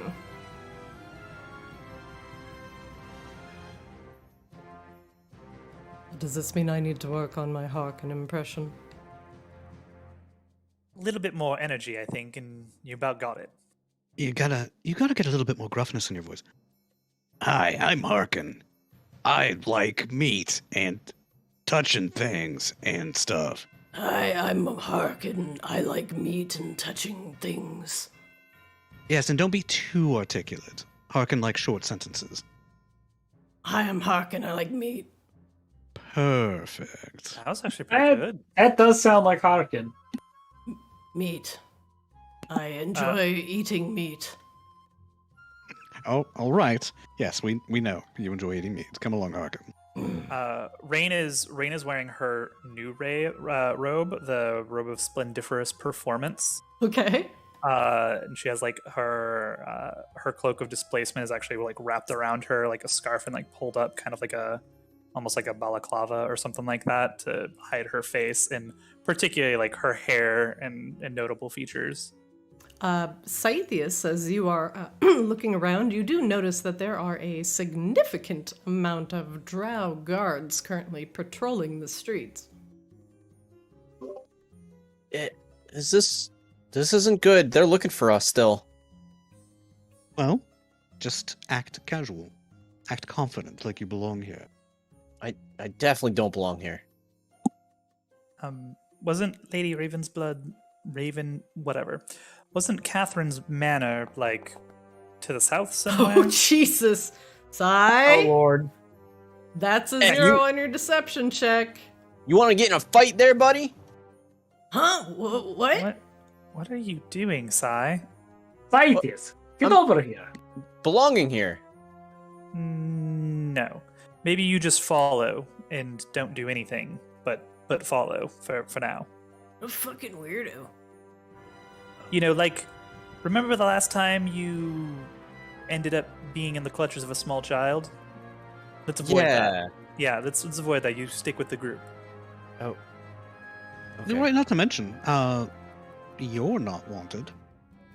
Nobody's seen you before, so you're fine. Well- And there are actually a number of drow here. You stick out less than we do, probably. I don't look like most drow. Yes, but you're not wanted here, so maybe just act normal. Oh, where are we going? Is that really to the Lady way? Raven's blood, this way. Is that really the way? It's to the west. Oh. That way. I belong here. I'm super special. I have a passport. Not guilty of anything. Do. Not guilty of a quadruple homicide. Not at all. Is there anything like? Is anybody talking about the Styx Manor being burnt down? Do you remain there and listen? No, Kashma wouldn't. That's fine. Okay. All right. One moment, please. We will move you to the next scene.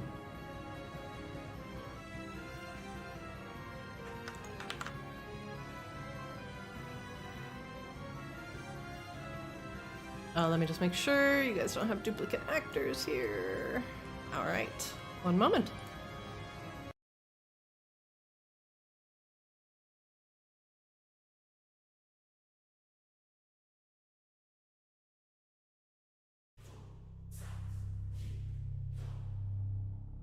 All right.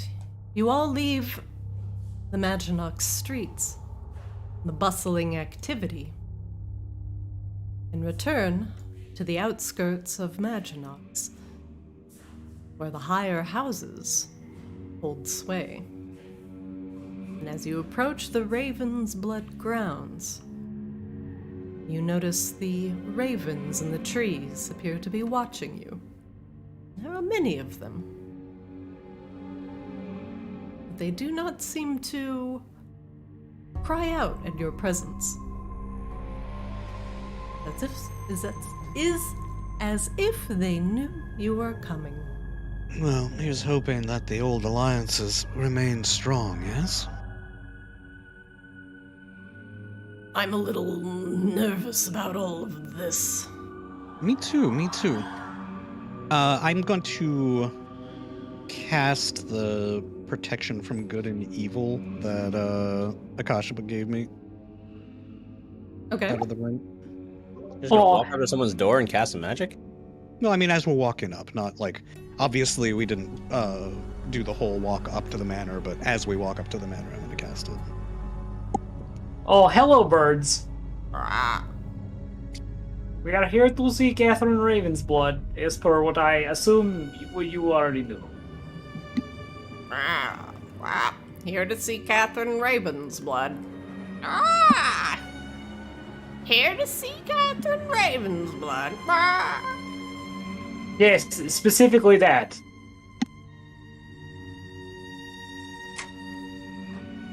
The were-raven opens the door and gestures you inside. Akashiba says telepathically to the group, honestly, I find them very annoying. Yeah, I don't trust them at all. They do not. They're not right. Well, Wow, why this, do you say this that? house is so much different as like a normal height. Smells better. Sorry. As you enter the main foyer, you notice more were-ravens standing about, and another vampire curious about your intrusion. In the hallway to the east, he appears to rub his chin as you enter, regarding you with curiosity. Oh, Flix grins at him rakishly. Is there any way for Sai to tell if these were-ravens do their thing from druid magic or something different? What do you mean the thing? The were-ravens. What thing? You mean like shape change? Yeah, like they look like ravens, right? It is not druid magic. It is just they are. It is Okay. what they do. Yeah, they're weird. Don't like them. Akashiba looks at the one in front of Sai. If you could lead us back to Catherine Ravensblood, that would be very helpful. Lead us back. No, that's easy enough. See, everything's going fine. Eris, are you coming? Eris nervously. My crossbow's not going off, right? Okay, I'm going to make your crossbow of warning very clear. It's not spider sense. Your crossbow of warning only avoids surprise. That's it. Right, but if somebody is intending to attack us. It will only prevent surprise. Okay. It is not spider sense. Gives you like a split second kind of warning or something like that. I guess. Basically, it's basically at like when something is like immediately about to attack. Like we are entering combat, there will be no surprise round. But there is also no backing down from that. Sorry, I was going off of the line in the text that says this magic weapon warns you of danger. I thought it actually was a limited spidey sense, but if it's not, it is not. It is like the only practical application it's going to give you is you do not get surprised. And it wakens me and my friends in range if we're sleeping and stuff attacks. Okay. Raine is going to kind of hang back and flank Hark and Eris. Yes, I was doing the same. He does not like the vampire. The were-raven ushers you forward, Scythius. I'm waiting for Harkin to move forward.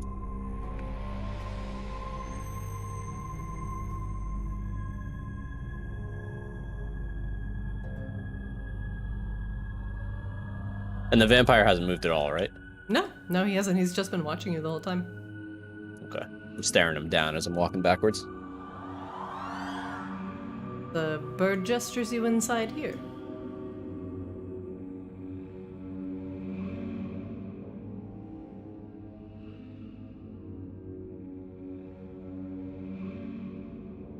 Ah, Lady Ravensblood.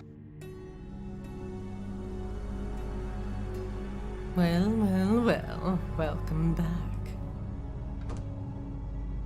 Come, have a seat. Does everything appear normal? Nothing appears to have changed, actually.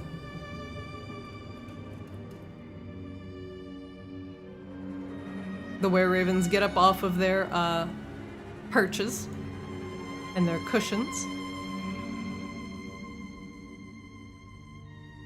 Harkin, come sit next to me. The were-raven pushes you a little bit forward, Sai. You're on a bookshelf. Oh, I thought that was a bench. Oh, yeah, it's a bookshelf. No, I stand by the door. The were-raven does not allow you to lurk in the darkness. I'm not strong enough to push back. Okay. He's been aggressive. Are we okay with this? Well, we are in somebody else's house. We should try to be polite, as long as politeness is justified. It's not. She Flex lied to looks us. At Ravensblood. No, But just is- come take a seat. Just come take a seat, Saidis. If things go south, they go south. Politeness is justified, isn't it? I was speaking telepathically the entire time. Oh, okay. Gotcha. Guard is So- very much up. Hand is on hilt. Catherine turns her head to look at you, flicks an Agashaba. Well, I didn't actually think you'd do it. You actually went inside the Styx Manor and cleaned it up. I have to admit, I'm impressed. It was the agreement, if I recall correctly. You were rather specific. I did tell you to clean up your mess, yes. She looks at the No. fire. We are nothing if not expeditious and effective. It's unfortunate you weren't able to put the house to the torch, but what can I Akashva say? frowns at that. Did we not? We tried, but it probably wasn't enough to burn the whole house down. Before There people put it out. managed to be a localized fire. but the guards saw to it a little too quickly. There was some damage, but mostly to the upper floors of the house. Not enough to raise it to the ground. A pity. Was that necessary? She shrugs. I can't have everything. Interestingly, we're not actually here to talk to you about House Styx at all. You came up as a reference of, I believe, a mutual acquaintance. Really? And who would you and I possibly have in common? Alara Lunesti? Did not your messenger tell you?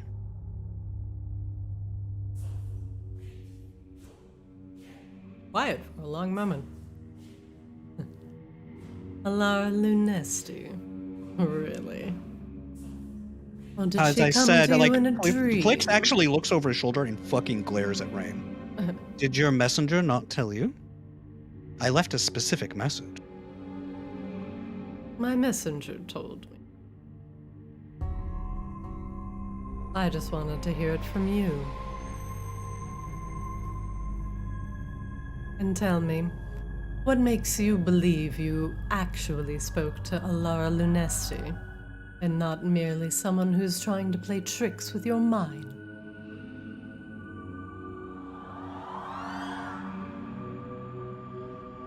I'm quite adept at resisting mind-affecting magics. Oh, really? You want to put that to the test? Do you?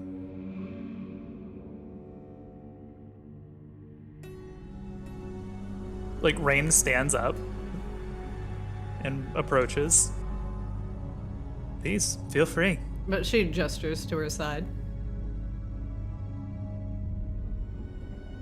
She puts a chair, like she slides the chair under you, like kind of like neatly, as if to catch you if you fall down.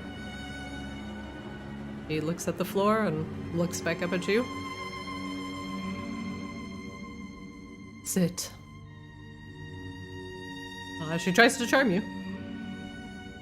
And you Raine are just immune. stares back at her. Are we good? We're good.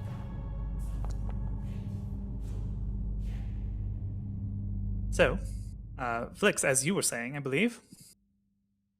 Yes. It's an understanding that, you know things. Important things. Things that are of mutual benefit. You say mutual. What do I get out of this? I presume you already know. Don't play games. What do I get out of this? No, just that. I presume you already know. You've been carrying whatever burden you've been carrying alone for however long. What do you know of my burden? Well, I can provide a sympathetic ear, among other things.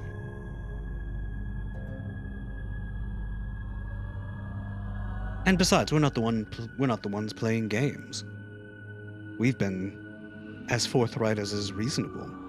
I have no interest in playing games. I tire of Maginox's games. You are merely pawns, being placed and manipulated, here to annoy me, to pry the secrets out from me. I will not falter. Wait, do you honestly think that we work for one of the other vampire houses? Why your vested interest in the Lunestis? What else could you possibly be, if not manipulated pests of other houses? Catherine, we're trying to save Polaris. We're trying to save Arctis. We're trying to stop the slow from destroying everything.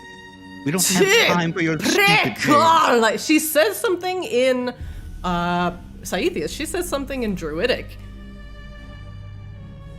She says, "You lie." He responds back in Druidic. Now, in very bad Druidic. Now that's something I haven't heard in a very long time. That's it. He looks at Scythius and says nothing. Oh, and everyone else said, oh, she said, you lie. Well, I don't. Look, last time I was here, you tried to eat me. This time, I came back into your clutches so that we can specifically solve a problem. You say you're tired of games. I'm being as direct as possible. I didn't try and eat you. You came on to me. Let's agree to have differing perceptions of that event. And we can move on from it together. Flicks in your head. May I? A moment? Absolutely. In your head, I was only annoyed earlier because if this isn't actually Lady Raven's blood, you would have given up the game. Oh, well, fair, but... Catherine. He looks at you. You dare. You... Alara's in grave danger, of which I am certain you are aware. There's a threat that keeps her locked somewhere. Elsewhere. She said you were the one who could assist us in identifying and eliminating that threat. Now, I'm gonna be honest, I don't particularly like you very much. And I really don't trust you. But she does. For some reason. And I suspect it's for a very good one. She's very old, as are you, and you've lived many lifetimes. And I'm sure whatever plots you've had were very well thought out and thorough. But I assure you, all we care about right now is the restoration of House Lunesti and the knowledge to stop the spreading of the slow. And right now you're our only lead to doing that. And I fear that if I am forced to contact Alara for more specific details, again, I put her at an even greater risk. So please, don't let the effort that has already gone into this be in vain. And please believe that we would rather be literally anywhere else in Arctis. Catherine stands up and places her hands on the back of this chair. And after a moment, you just hear the wood starting to, crack and splinter as her grip tightens. And eventually there is a very splintering, as the wood just crumples under the pressure of her grip. She snaps the back of the chair in half and throws it into the fire.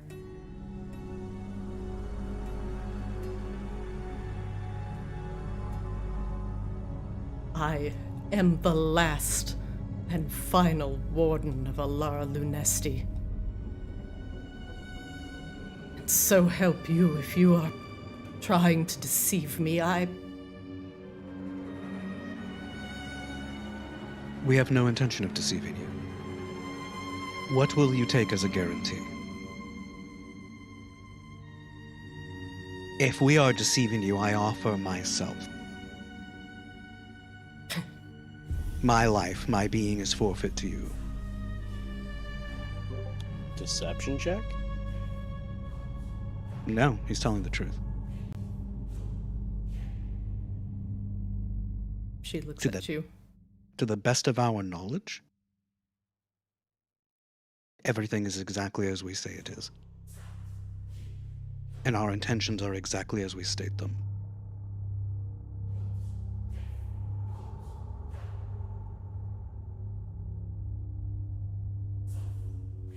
We are under no magical duress.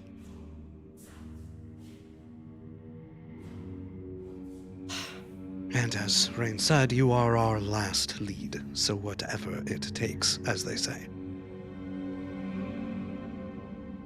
Damn you. Damn you all.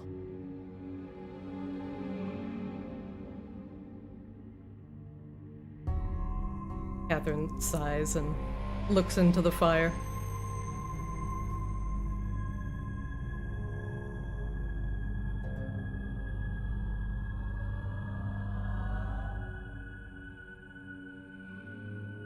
After the fall of House Lunesti, for which I and my wards could not participate, Alara specifically asked me to not participate in the defense of her house. To meet with her later. She knew her house would fall, had foreseen it in a dream. And she knew the Styxes would take her and attempt to pry the secrets from her flesh. From her mind. Not merely the secrets of life which they so desired, but the secrets to accessing the Ice Library and the memories of all of the denizens of Arctis.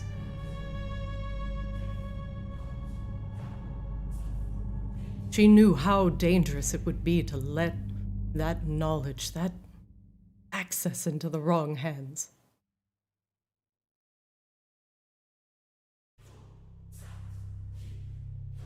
Alara came to me and asked her, as her final friend and ally in Maginox, to hide her.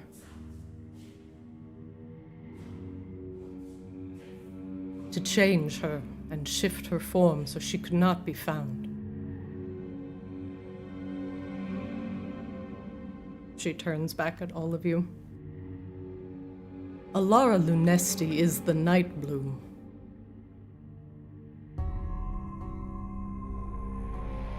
And Wait. I will not relinquish her until I know she is safe. Maginox is still in an uproar, searching ravenously for her and her knowledge. The garden. She is the garden. The place you guys burned down? Only part of it. And of course we didn't know. But that's precisely what we're asking for your help.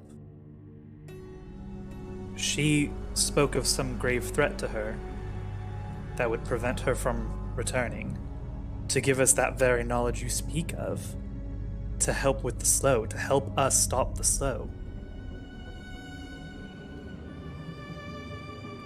So we need your help to keep her safe, to stop whatever it is. If it really is just the vampire houses, or is there something else? The way she spoke, there was something else. Something worse. Or at least the way you said that she spoke. Yeah, I can't imagine that. It's difficult for me to fathom that she was merely scared of other vampiric houses. I feel like, well, I mean, her son has been able to evade them for a long period of time. I can't imagine that a powerful mage such as herself would not be able to do so if she wanted to. So to put it inelegantly, what do we need to kill Lady Ravensblood? Aside from all the other houses of Maginox that wish to covet her abilities, her knowledge, for their own disgusting self-benefit. She paces a bit.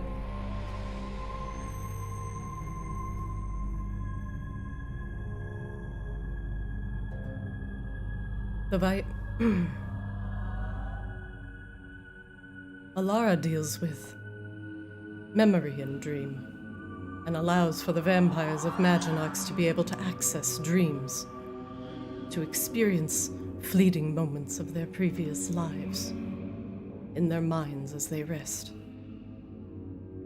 A moment of humanity. The Vicadus house particularly coveted this ability.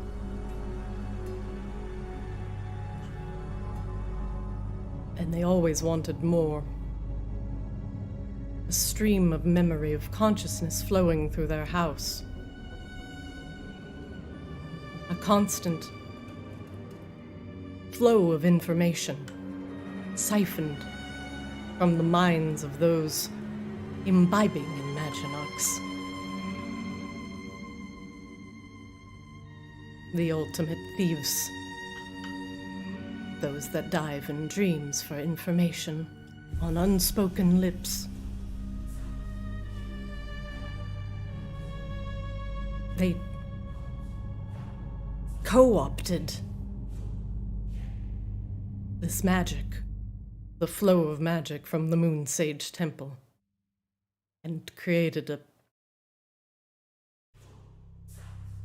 nightmare.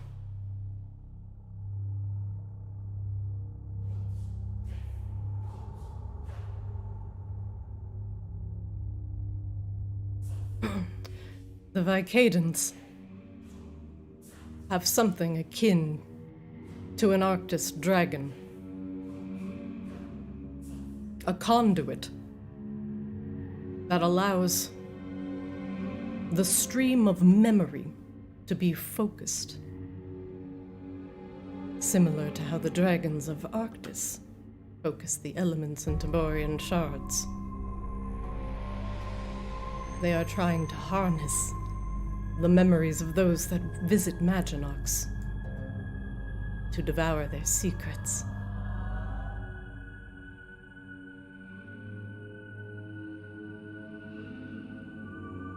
But this beast has gone and become too powerful. And now it wishes to eat the dreams and memories of Arctis itself.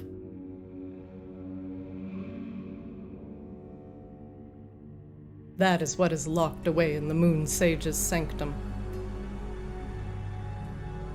That is what they locked in with all the Moon Sages and left them to die.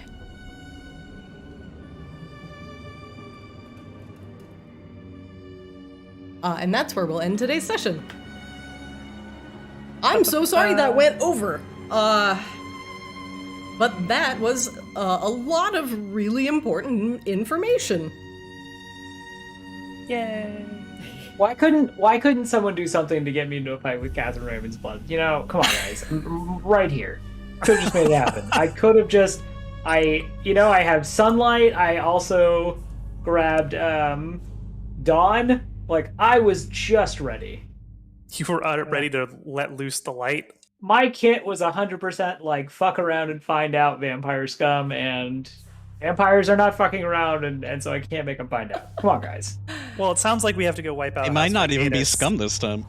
No, they're vampires, so they're scum, Nick. It's very simple. Don't think too much. Help with your with my crit fail on deception in the open streets of Maginox. I thought you were going to give me that fight I wanted, but, you know.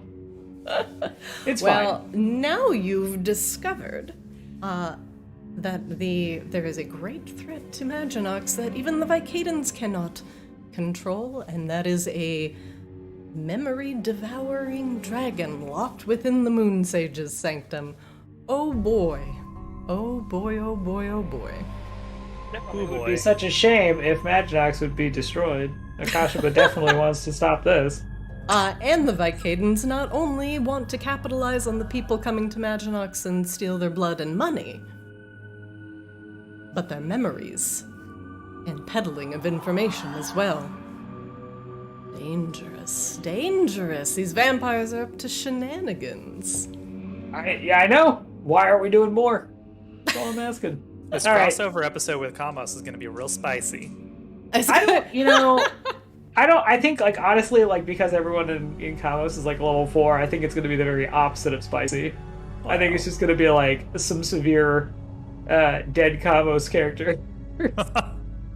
Like, Dreon's going to be like, yeah, I'm going to... I took 70 down. I'm dead. Yeah. Well, thank you guys for sticking with me a little bit later. I will let you all go for the evening. I will see you in Discord for some post-game chit-chat. Night, everyone. Thank you. Night, y'all. Night. Good night, friends. Woo! Another spicy session. Ah, very good. Oh my god, Saithia said, we ate some aurora. Ah! Uh-oh. I mean, kinda? Thank you, everybody, for joining tonight. I greatly appreciate it. Thanks, Poop Group, for the resub. Thanks, Tearstone. Thanks for hanging out. And I hope you caught the VOD. Nukiyashi, thank you again, always, for showing up. Ace the Jobber, Savage W. Savage W. Good session. Good session. Well, Catherine Ravensblood. Friend or foe? Flow. Alright, I'm tired. I'm gonna get to bed. Thank you, everybody, for watching. Don't forget, we do have a $100 gift card giveaway for Hero Forge going on right now over on Twitter. There's our Twitter, Play Arctis. Watch us our VODs on Arctis DD, and catch us live on Twitch. Thank you so much for watching, and I'll see you next time.